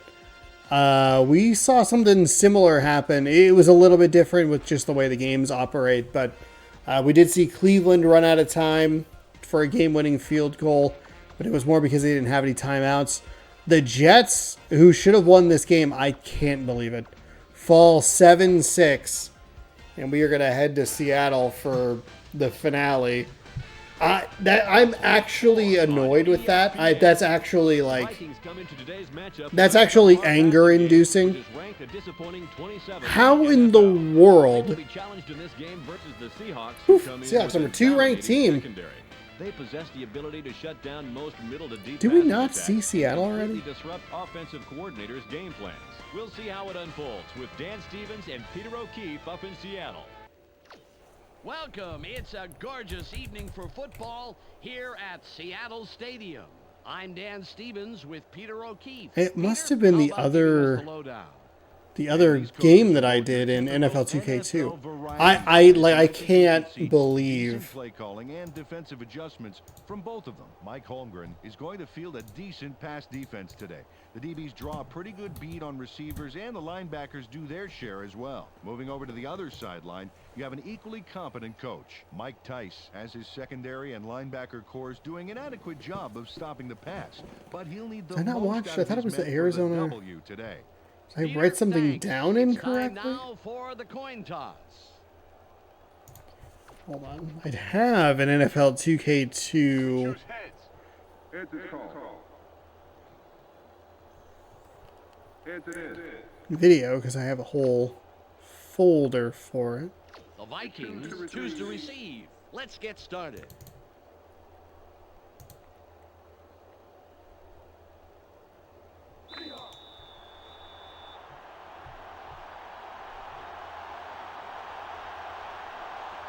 Ryan gets ready to get this game underway. It's off. Buckholder catches it in the end zone. Theory comes in and makes the tackle on the return. Seattle and the Jets. This is great kickoff coverage here, Dan. This baby is going to be booted deep, and the return man is going to have pretty much nowhere to go. Right away, he goes down. Oh, beautiful coverage, Peter. They are going to have a long field. Weird. Okay, well. They got the ball. Okay, Let's so see if we they can are, take care of business. We're here in Seattle, Ball on the 16. which should be the new stadium. They go with the I formation. Brooks drops back. Throws. Nice throw by the four-year man out We of have Virginia. the original, like, new Seahawks uniforms. So we take a look at this Minnesota Vikings offense. I believe our first duplicates team of the season. Ready for battle. Next up are the receivers. Keyshawn Johnson generates a lot of excitement with his aerial theatrics. So far this season, he's averaged 50 yards on 3 catches a game. Finally, here's the general and his next in command. Charlie Garner. Aaron Brooks, provides a vital Charlie Garner. contribution to this I group. am This season, he's averaged 30 I am yards and flabbergasted at that. I thought they were waiting for a timeout or something. I don't control any of these teams. They just didn't take a timeout. And they cost themselves a victory. So we'll see if that haunts the New York Jets as we work our way through this season. Two tight ends on the field.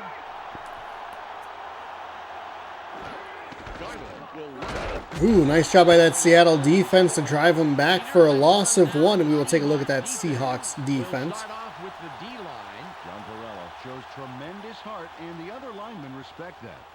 That's followed by the linebackers. Sam Coward. Sam gets together Coward. all the loose ends and reads the quarterback size. Lemensky Hall.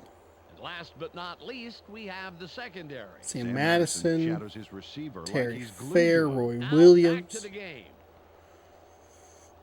3rd down and 1 for Aaron Brooks, who played for the Green Bay Packers in last season. Last season's game, NFL Prime Time 2002. Now switching to the other NFC, or another NFC North team, the Green Bay Packers. 3rd down and 1, they go back to the ground game, and they're going to call him short. It looked like he was going to have it, but a good job by the Seattle defense to rally to the ball and finish off the tackle. That'll force a punting situation here for Minnesota.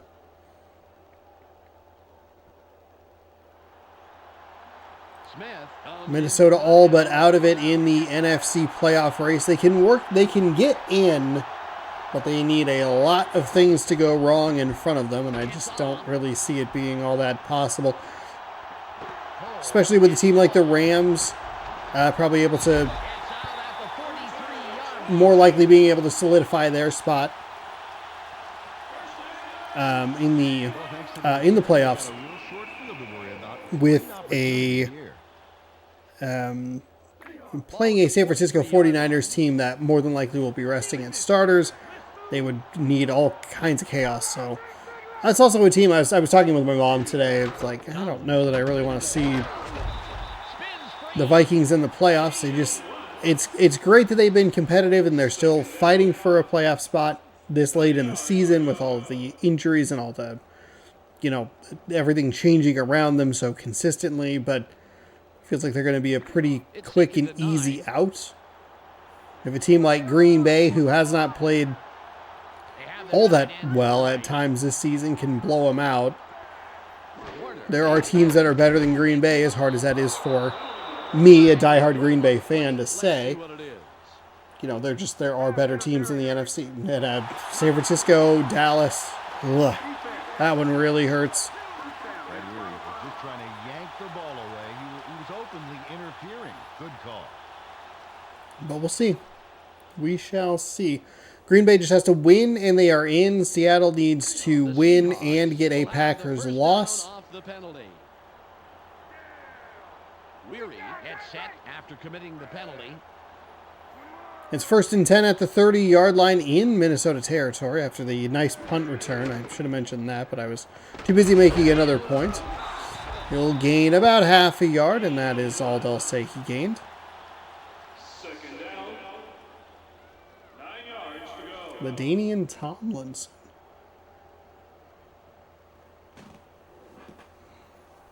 Ball on the 29. Let's not give him anything. Nothing, baby. 3 wide receivers on the field. Warner drops back. Warner dropping back, throwing over, and they're going to call another pass interference penalty here. Pass interference. Number 21. Defense. So the second pass interference penalty we've seen is going to give the Seahawks yet another fresh set of downs. It'll be 1st and 10 at the 17, if I read that correctly.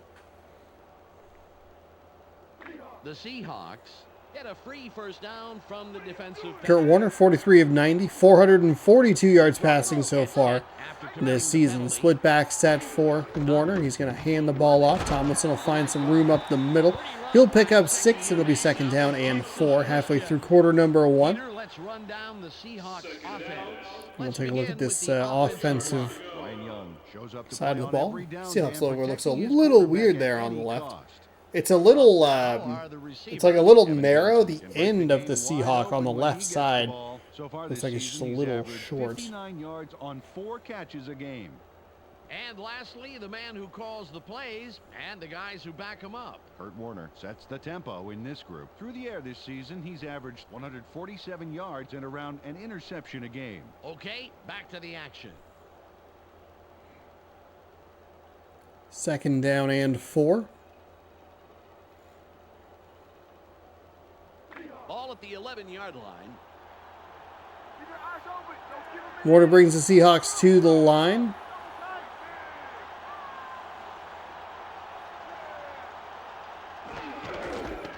Hand the ball off again. Tomlinson looked like he was trying to avoid one defender, but just kind of sidestepped his way into another defender. We'll take a look here at the Minnesota defense. He energizes this squad in a big way. Up now are the linebackers. Donnie Edwards knows whether it's a run or a pass before the rest do. Finally, Peter, the secondary. Kwame Lassiter blazes up and down the field and stays in hot pursuit, baby. Let's get back to the game.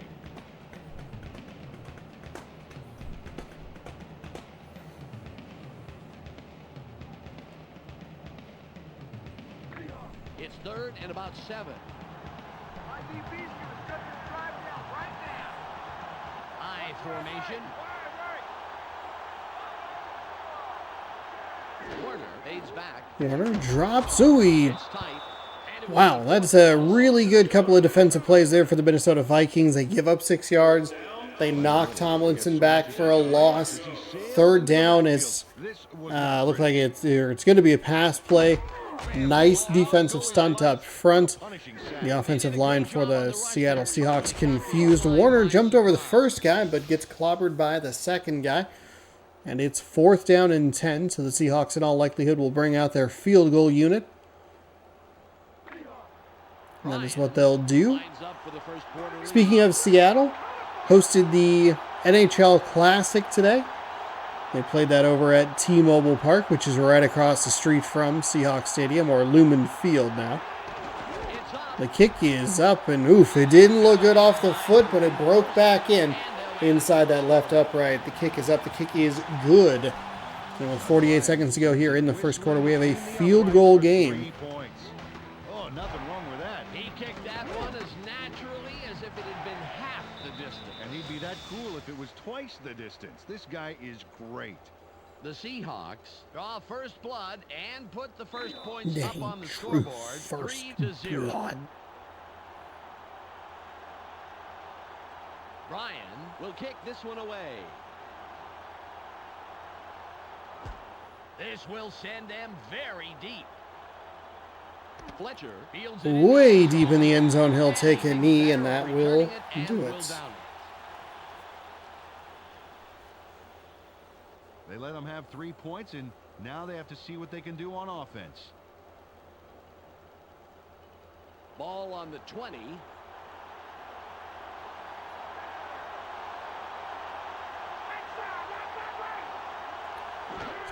Garner. First and 10, they hand it off to Gardner. Gardner makes a couple men miss. A third guy miss. Picks up a few there. And he'll finally get knocked down after a gain of 4. Second and third down. That's a really nice gain of 4.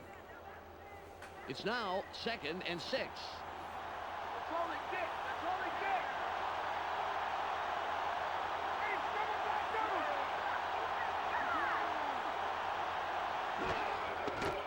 We're going to go with a pitch to the outside. Garner's met after a gain of 1. 3rd down and 5. That should be the final play here of quarter number 1. Seattle knocked the field goal through, and it is 3-0. 3rd and 5 when we come back. Vikings Seahawks right here, youtube.com/Seannosaurus Rex. Thanks so much for hanging out. If you haven't subscribed already, please consider doing so. The Seattle Seahawks have amassed 6 total yards of offense. The Vikings only 15.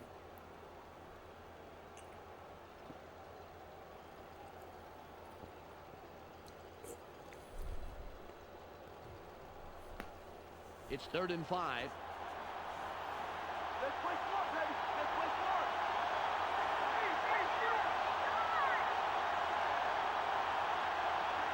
Graham goes in motion.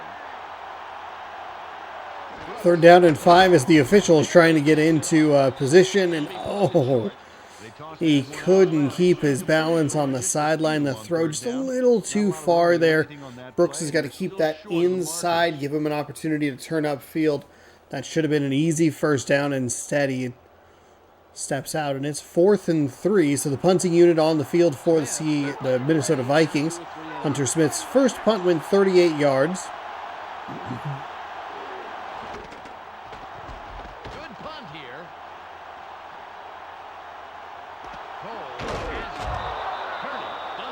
No fair catch, and maybe could have used one. Not much of a return there for the Seahawks. It'll be 1st and 10 after what they got it at the 26 and tackled them at the 28. 2-yard punt return. Perfectly played by this punt squad, and the special teams coach is congratulating his men on the sideline. They came away with 3 last time, and I'm kind of curious to see if they can punch this drive into the end zone. Ball at the 29-yard line. Let's go, guys. Get the fans something to cheer for. Tight end is lined up left side. Warner fades back. Warner drops back, steps and fires into double coverage, but the receiver comes back to get the ball, turns up the field and picks up 7. Nice gain.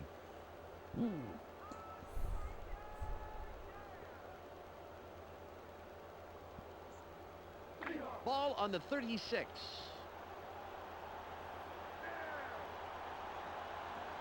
Split backfield.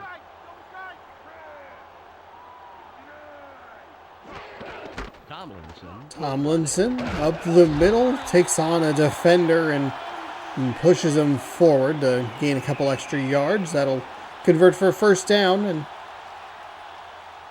a good looking start to this Seahawks drive.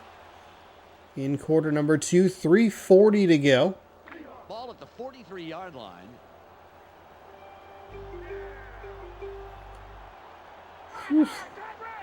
Good. Thankfully, they showed the stats for that game. I had just settled down. Warner drops back. Warner, Barely gets it. this little float over the middle and finds a completion. They dump it off over Johnson with a nice reception there, and it's 2nd down and 5.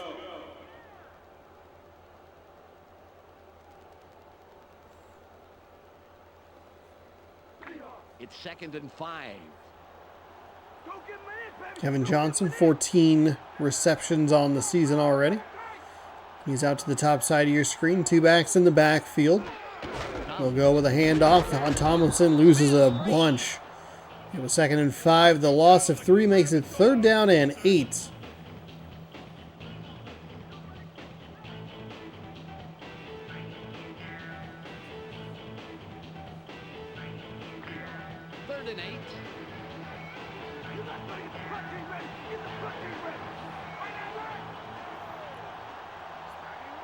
Warner under center. Shifts the fullback for a straight-up I formation. And it's actually not blocked terribly. There was a pretty nice gap there on the right side, but the Vikings saw what the Seahawks were trying to do and stopped him before he could get too many yards. It's 4th down and 4.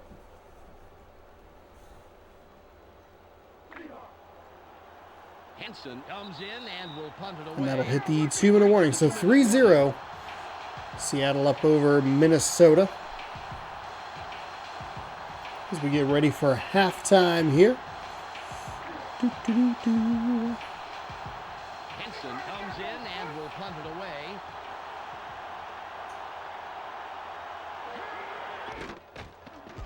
There's the punt. Punt is away, and immediately a fair catch is called. Wow, there was a Seahawk down there already. Wow, all right. All right. Oops.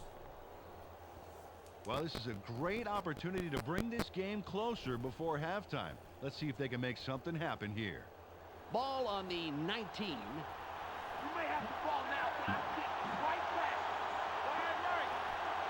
Shockey goes in motion. Brooks fades back. Brooks steps back, fires, finds number 19 all the way up past the 40 to the 42-yard line.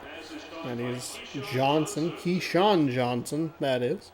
Keyshawn Johnson is the guy you try to get the ball to in every game. Watch here and see why. A nice catch there, and then he's off. Well, he ends up with a few more. He's a receiver who does, a lot more than just receive, Peter.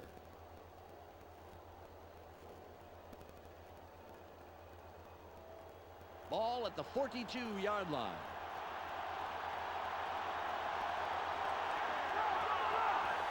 Shockey in motion. Garner. Gonna go handoff up the middle. They'll pick up 1, and it's 2nd down and 9. Timeout. He's barely passed the line of scrimmage before he stopped. The Vikings. Interesting call there by the Vikings. 1:20 on the game clock. Just one man in the backfield. 2nd down and 9. Brooks drops back, fires, and finds Johnson, but he can't hold on to the ball.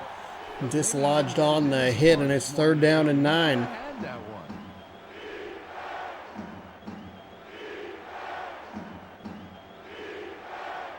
It's 3rd and 9.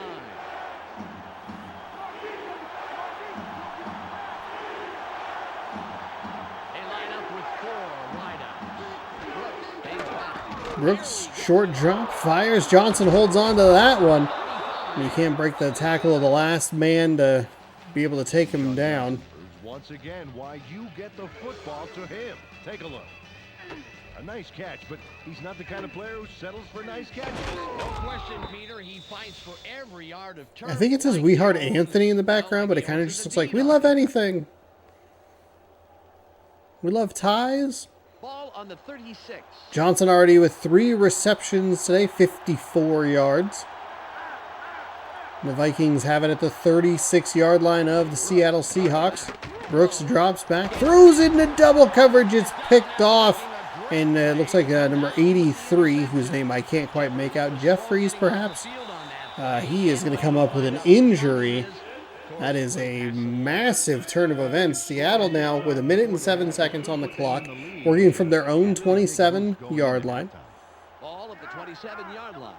They're going with the eye. It looked like the Vikings were on a pretty good little run there. 7 tough yards for Tomlinson, and it sets up 2nd down and 3. Though I wouldn't be surprised if Seattle doesn't do a whole lot. Would have been stopped a lot sooner if he kept both feet on the ground. See that? Going up and over like that got him some room to make that run happen. Well, generally, if you're a tackler and you hear a whistling sound over your head, you probably made a mistake. That's a good tip for you kids out there. It's 2nd and about 3. They're going with 2 tight ends.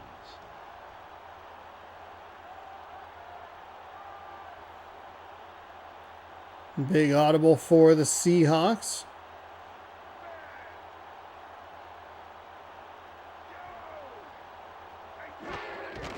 Tomlinson with the ball. Great tackle by the 5-year man out of Oklahoma State.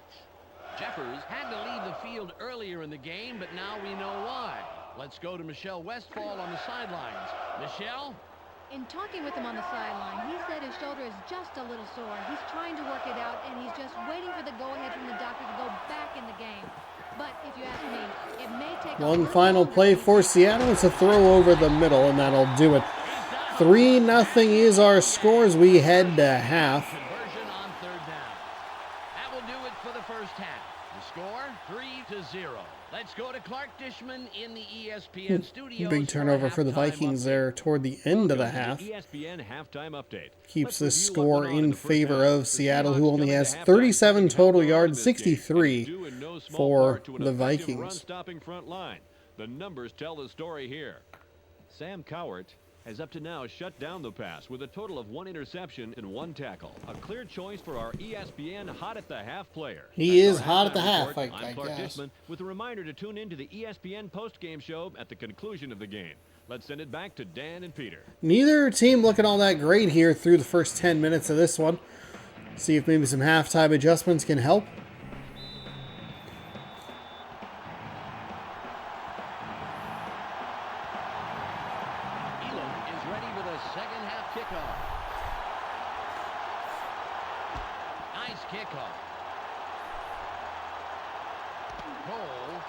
He'll take it from about the goal line up to the 20, makes a man miss. Oh, shuffles his way toward the outside. He is off to the races up to the 40, and he'll get tackled at the 44-yard line. Unbelievable run back, maybe the best run back we have ever seen in one of these games. I don't know that we've seen a kickoff return for a touchdown, but that's as close as it's getting for us. Yeah, it's all about making key blocks for the return man, Dan. He got a few he needed, and then it was all talent after that. Close game so far, and even though there's plenty of time left, they'd love to score on this drive. Ball on the 44. Watch right. Tomlinson. From the 44, Tomlinson gets the ball. He'll hand it, or he'll try to rush off that left side. It'll be 2nd down and 5. 2nd down. 5 yards to go.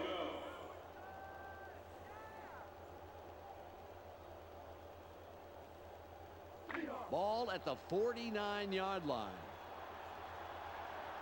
Oh, double tight.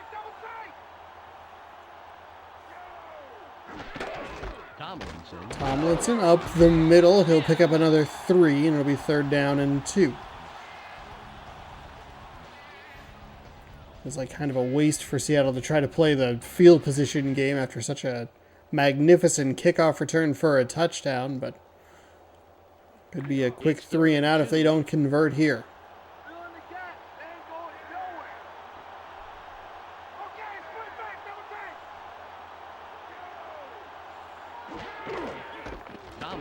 Tomlinson off the right side. They'll find a nice gain. And that'll be first down inside Minnesota territory.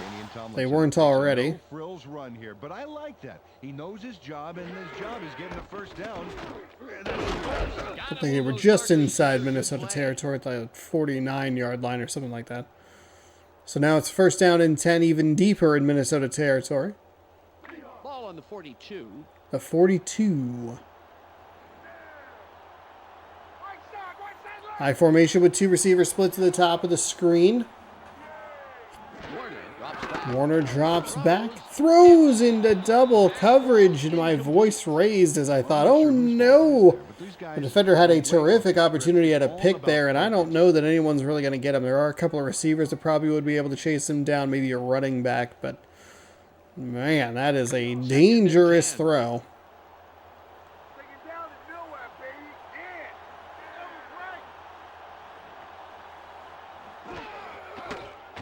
Yeah. Warner rolls to the outside, stops, pops, finds a receiver who makes sure he gets past the first down marker, gets tackled just short of the 30-yard line. 1st and 10, Seattle. He connects with his receiver with ease, Dan. He sees his man and then airs it out for the completion. Yeah, they are in sync there, able to depend on each other as the play unfolds. They actually look like Backstreet Boys to me. I don't follow that.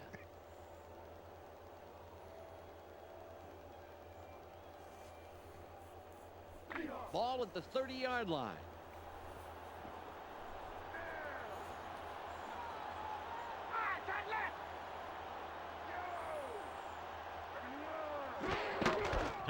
Tomlinson will go back to the ground. He'll pick up 1, 2nd down and 9. Out of Clemson. Took this one off his right guard, but there wasn't much room past the line of scrimmage on that one.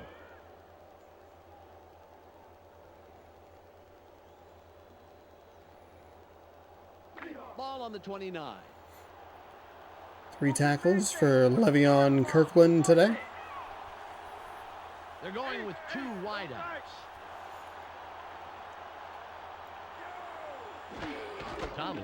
Tomlinson up the middle, but he's contacted shortly after he gets past the line of scrimmage.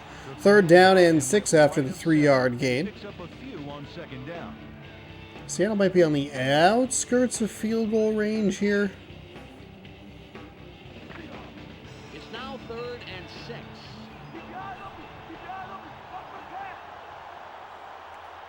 6. Well, they're definitely in field goal range because they are on the 27-yard line. From the shotgun. Oh, Warner tries to go with a pitch to the outside, but instead it's a big 5-yard loss. 4th and 11. Disastrous play for Seattle. Really well read by the Minnesota Vikings defense. You can see him creep inside. He's going to blitz regardless. Saw the running back get the ball and blows him up in the backfield.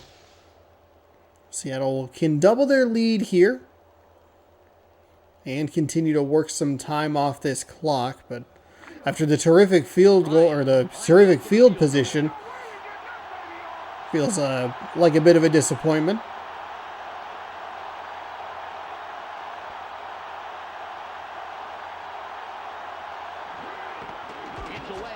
Kick is up, and again, it looked like it was going to slice to the left, but it brought it back to the right, and it didn't matter because it was actually no good. Well short, it looked like. Doug Bryan didn't have enough leg behind this one, although it was close, very close. Watch this.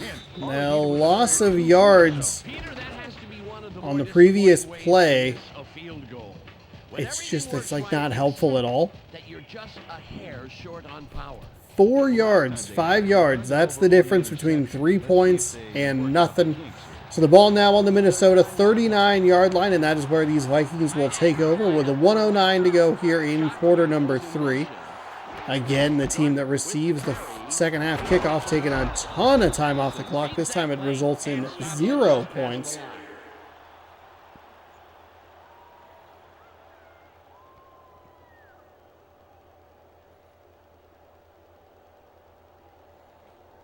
One-yard gain on the first down play for the Minnesota Vikings.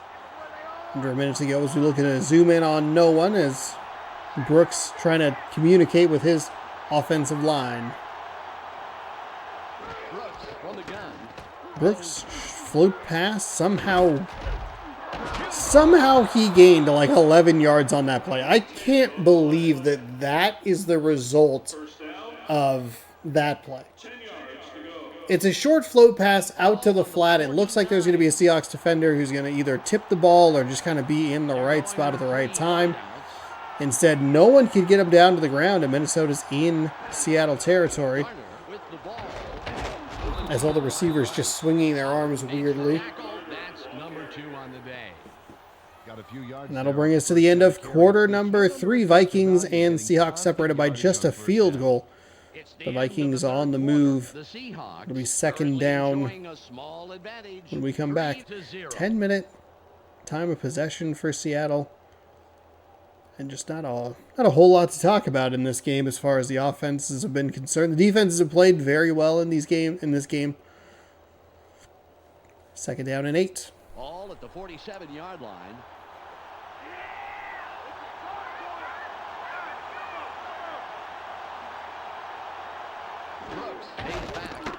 Brooks and drops. Hits the top of his drop. He fires a nice completion there. Finds a seam and all that and picks up some extra yards. First down. That's a nice job by Shockey to get up the field and get the yardage for the first down. And Very good coverage, Peter. Let me ask you, how hard is it to defend against a pass like that? Oh, it's really hard. He played it right. It was just too good of a throw.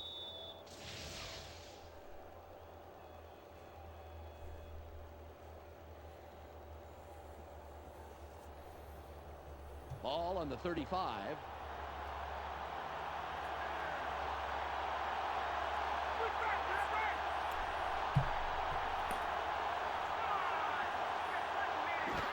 it's first and 10 from the 35. Brooks throws toward the sideline again. He tries to find Johnson, but Johnson's out of bounds. Second down. Pass was just a little to the left.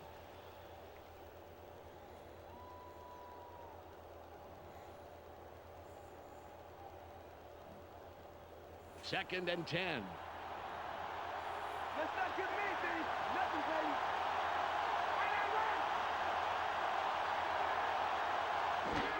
Fades back. Brooks, oh, that's a nice play drawn up by the Minnesota Vikings there. Shockey was completely free over the middle of the field. It's a nice 9-yard gain.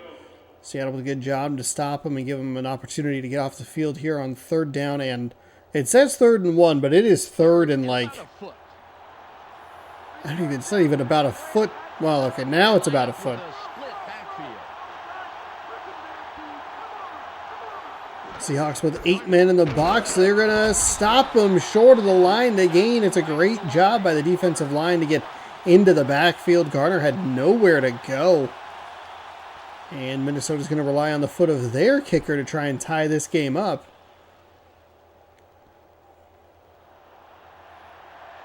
It'll be a 43-yard attempt.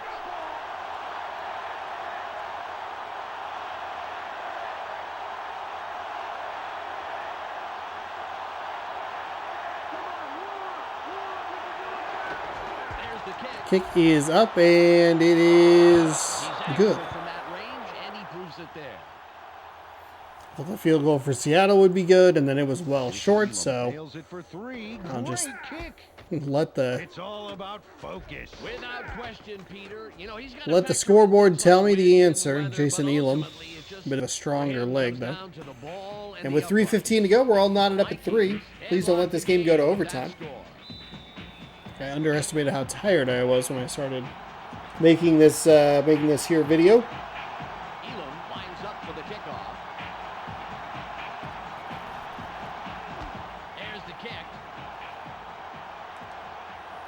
Howard catches it in the end zone. We'll see a touchback. And downs it. We will start up at the 20.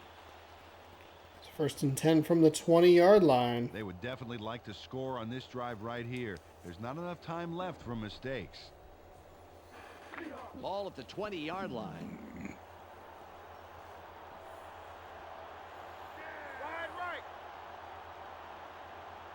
Warner drops back. Warner dropping back, firing, and he can't quite find the receiver. It's a good job by the defender to get a hand up and knock it away.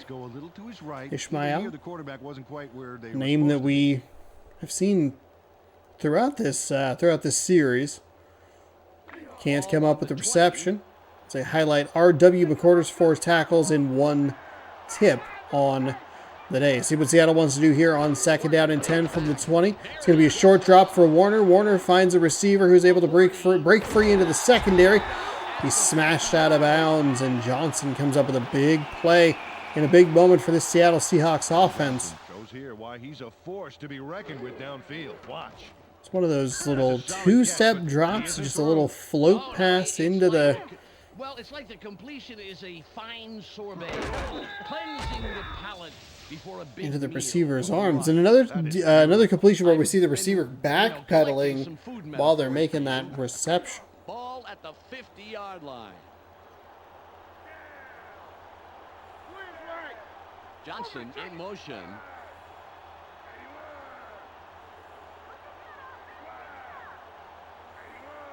Warner on the back. Warner Throws. drops and fires. It's another short drop. That one into a bit more coverage. Looked like there were 3 Minnesota defenders in the area. That's not really where you want to put that ball. We saw Favre get burned with it in the last game, though his team somehow got out with maybe the most unbelievable win that we've seen. We've seen some weird wins here and there, but oof, that could take the cake. Oh, he threw it. It's exactly what I was talking about. Exactly what I was talking about. Warner made the risky throw like a play before, and then he throws a pick. Watch this bit of athleticism. Nice piece of athleticism there by the big man. He's middle linebacker, so. And time is running out. You have to love these situations. This is a big drive here. Ball on the 48.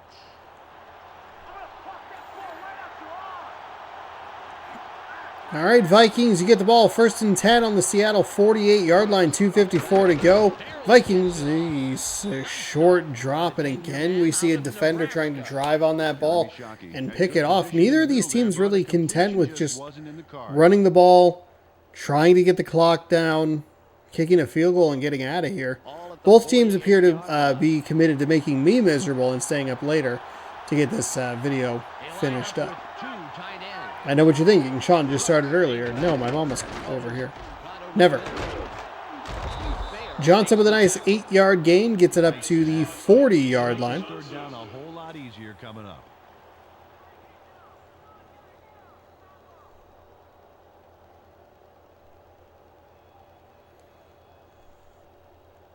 It's 3rd and 2.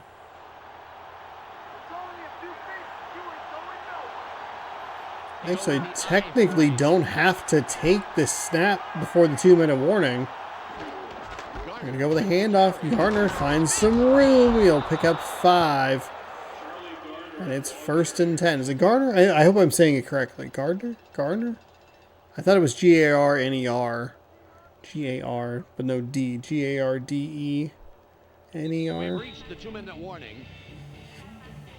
So that play will take us down to the 2-minute warning. 3-3 game here. Seattle did miss that field goal that would have given them the lead 6-0, and then Minnesota would have just cut it in half. So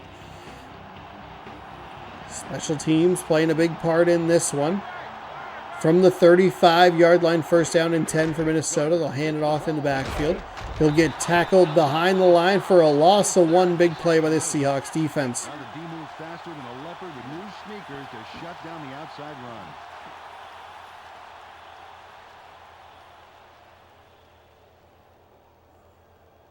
It's 2nd and 11. Sam Coward, 3 tackles, 1 pick on the day for him.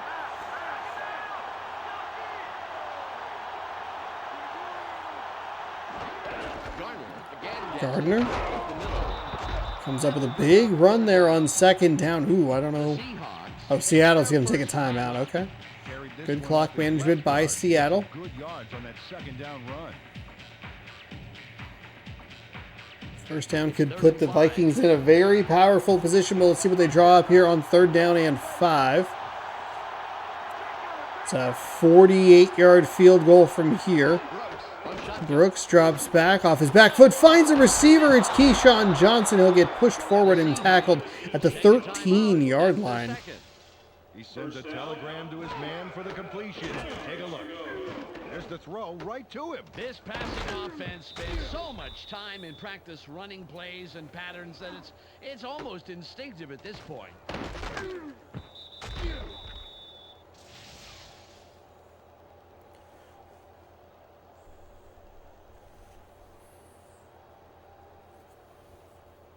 He's been fighting hard after every catch, Dan. 5 receptions, 80 yards on the day, 35 after the catch.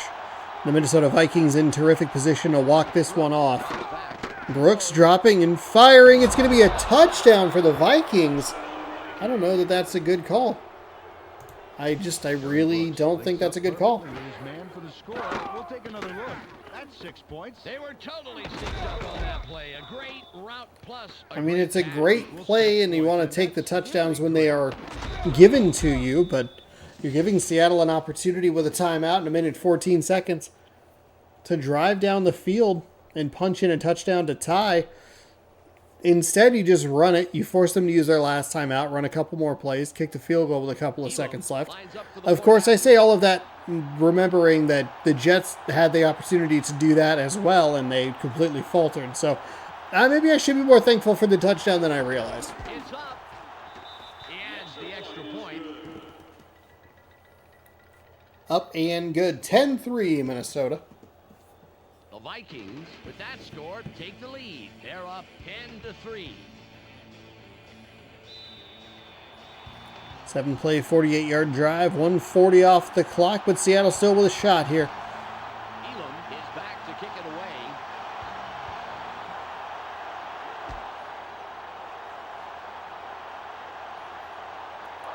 That one will go out of the back of the end zone. It's 1st and 10 from the 20-yard line. Oh, this is a huge drive. They have a chance to tie it up and head into overtime. Hey, it's crunch time, fellas.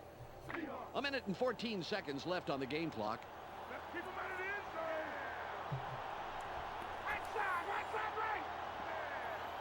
right. Warner is back. Warner drops and fires. I'm not really sure what happened there. Was effective in the zone, picking up the intended receiver and disrupting the pass. Tomlinson perhaps the intended receiver, but Just 1 nothing minute, went 11 right there. seconds remaining. Go get Mason. What's the third and long? Force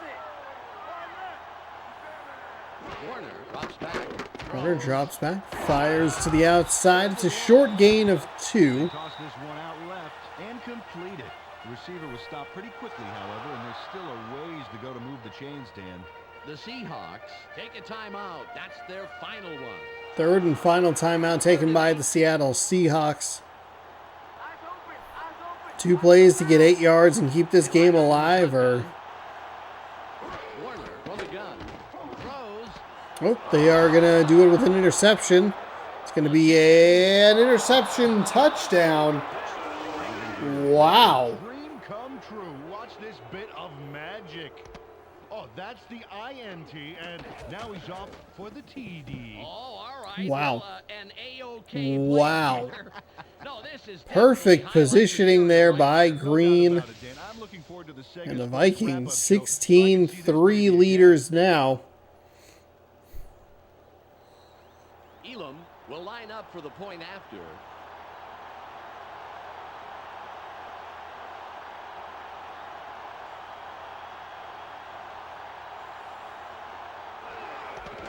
It's away. The extra point. Good. Kick is up, kick is good. The Vikings look to be heading to victory. They are up 17-3.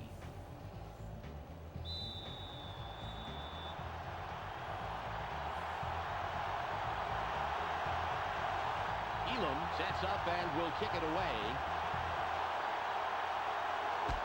Strong kick. Cole catches it. Dodges a tackle. What a fourth quarter here for by these Minnesota Vikings.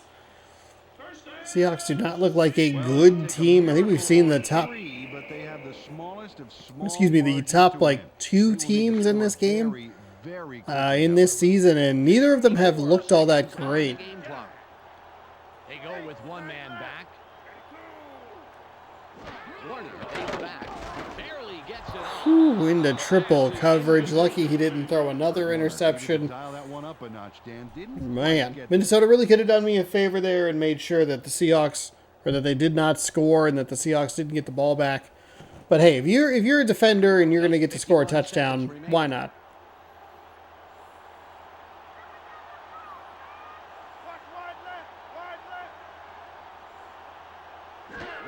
from shotgun.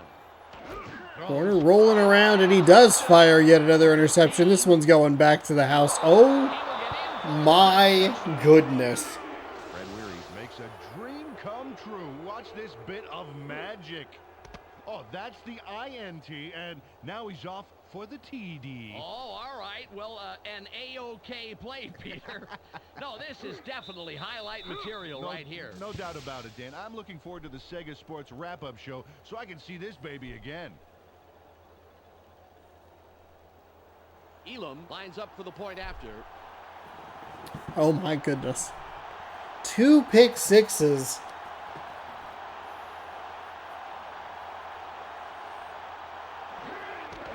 There's the kick. The extra point is good.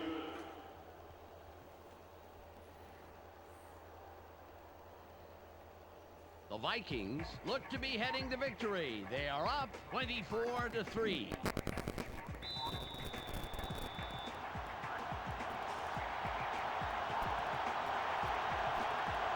Elam lines up, signals, and we're ready for the kickoff. This is returnable. Howard gets it deep. A 25. Return to 26. First down, Seahawks. Another turn at offense for this group, and unfortunately, this game is pretty much over. They should just try and get some yards for respect at this point. Ball at the 30-yard 24-3 down, a game that was very close about 40 in-game seconds ago. Warner drops back. Warner dropping back, misses another throw. But the pass is off the The mark. Seahawks offense has And just ball's not looked incomplete. good at all today. Warner thought he could finesse the pass through double coverage, but it didn't pan out. Ball on the 30. Keep them where they are. Cross them low. Right side, Warner stays back. Warner dropping back, fires to the flat, caught, but dropped actually, Burt Warner. getting out of the hands of the intended receiver. We'll simulate the rest of the games. We'll get you caught up on scores and standings around the league, and then ship you off on your way. Thanks so much for hanging out. I appreciate it.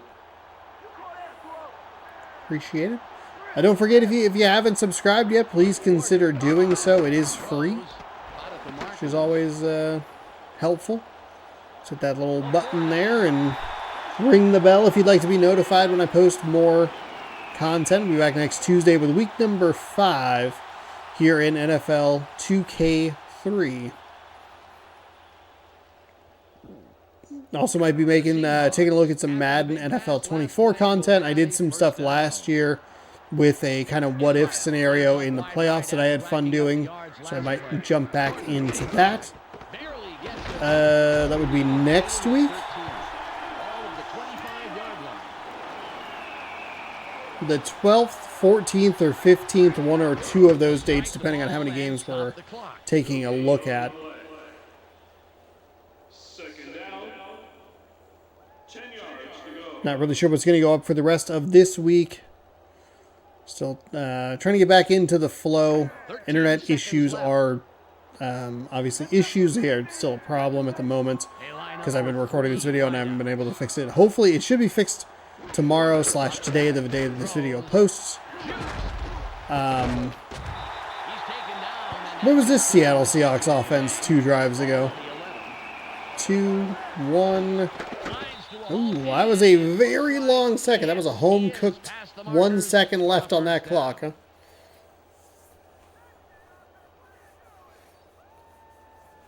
But who knows? Maybe some changes happening here personally, so not exactly sure what's going to be up for the rest of the week. Taste test will be up on Saturday for sure. And then, yeah.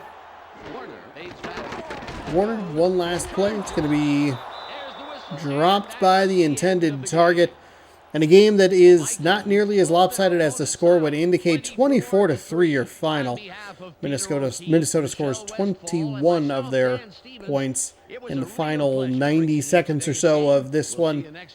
And the Seahawks fall thanks in large part to 2 pick sixes This is Clark Tishman welcoming you to the ESPN postgame show. Oof. The Vikings Seattle come won away the. with a 21-point They lost the thrashing turnover over the battle, but they had Seahawks. more They now yards. move to 3-1 They had on more the year. rushing The yards. Vikings came out 19 on points defense off of with a desire turnovers to for the turn the game on Vikings. its head, and they did just that.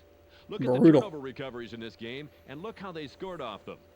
Donnie Edwards, 1 tip, 4 tackles, a pick, no sacks, no forced fumbles. Thanks for tuning into today's post-game report. Be sure to catch the weekly wrap-up for a review of all the scores, highlights, and game news. I would love to watch the weekly wrap-up, except for the music gets copyright dinged, so we won't worry about that. We will just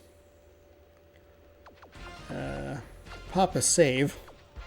Just to be sure, just in case anything goes haywire here. Again, if this video went up late, hopefully the internet situation got itself fixed, or I might have to just use like the crappiest version of the Wi-Fi hotspot, and hopefully it'll get up somewhere close to on time. It's not because it doesn't only take X amount of time to upload, it does take time to process, and then it takes even more time to process up to HD. So just keep that in mind. All right.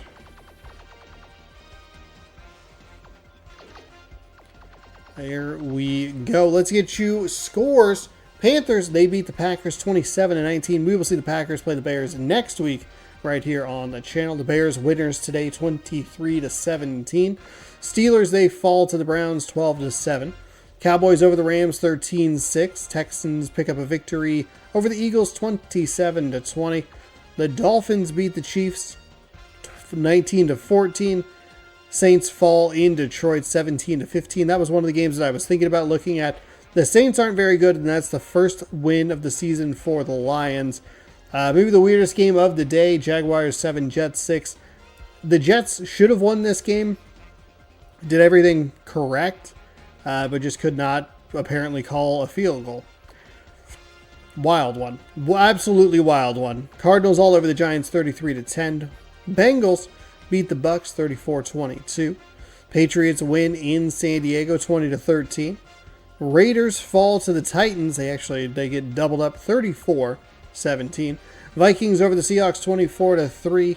And our last game of the day is the Broncos over the Ravens 14-13.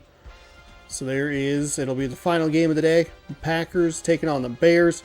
Find some other teams that we haven't seen, hopefully. Some form or fashion. Not sure who's where, but we'll figure it out, and you'll be able to catch that next week. Let's look at the statistics and the standings. They're the worst standings that we've had so far, just because I don't know this NFL, like the NFC, AFC standing. It's going to be really interesting as we work our way through the rest of this season. But we'll start with the NFC. The Bears and the Vikings, they lead the North at 3-1. The Packers are 2-2, and the Lions are 1-3. The Cowboys, Eagles, and Giants are all tied at 2-2. Washington in last place at 0-3. Falcons and Panthers each have 3 wins, but the Panthers have 1 loss. The Buccaneers and Saints are both 1-3 in the NFC South. And the West has the Cardinals out in front at 4-0, one of 2 undefeated teams in the NFC. You also have the 49ers at 2-1, the Rams at 2-2, and the Seahawks fall to 1-3.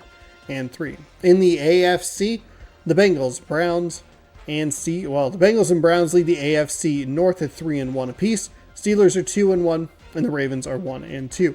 Dolphins and Patriots are 2-2 in the AFC East. The Jets and Bills are 1-3. Titans atop the AFC South at 3-1. The Jaguars and Colts just behind at 2-1. The Texans at 1-3. Out west. Hold on.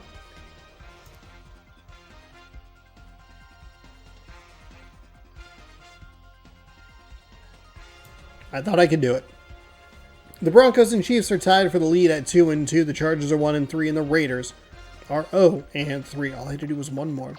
We'll pop this spicy save. Will I remind you that I'll be back next Tuesday right here on youtube.com/SeannosaurusRex. Push the videos back. They go up at 7 a.m. Pacific time now. So if you'd like to watch them, please be sure to do so. Subscribe, ring the bell if you haven't already. Thank you so much for hanging out. Hopefully you enjoyed today's games. I have a great time making it, and I hope you have a great time watching it. We will see you next week with more random rosters action right here inside of NFL 2K3 next Tuesday on the channel. Thanks again for watching. Good day and good sports.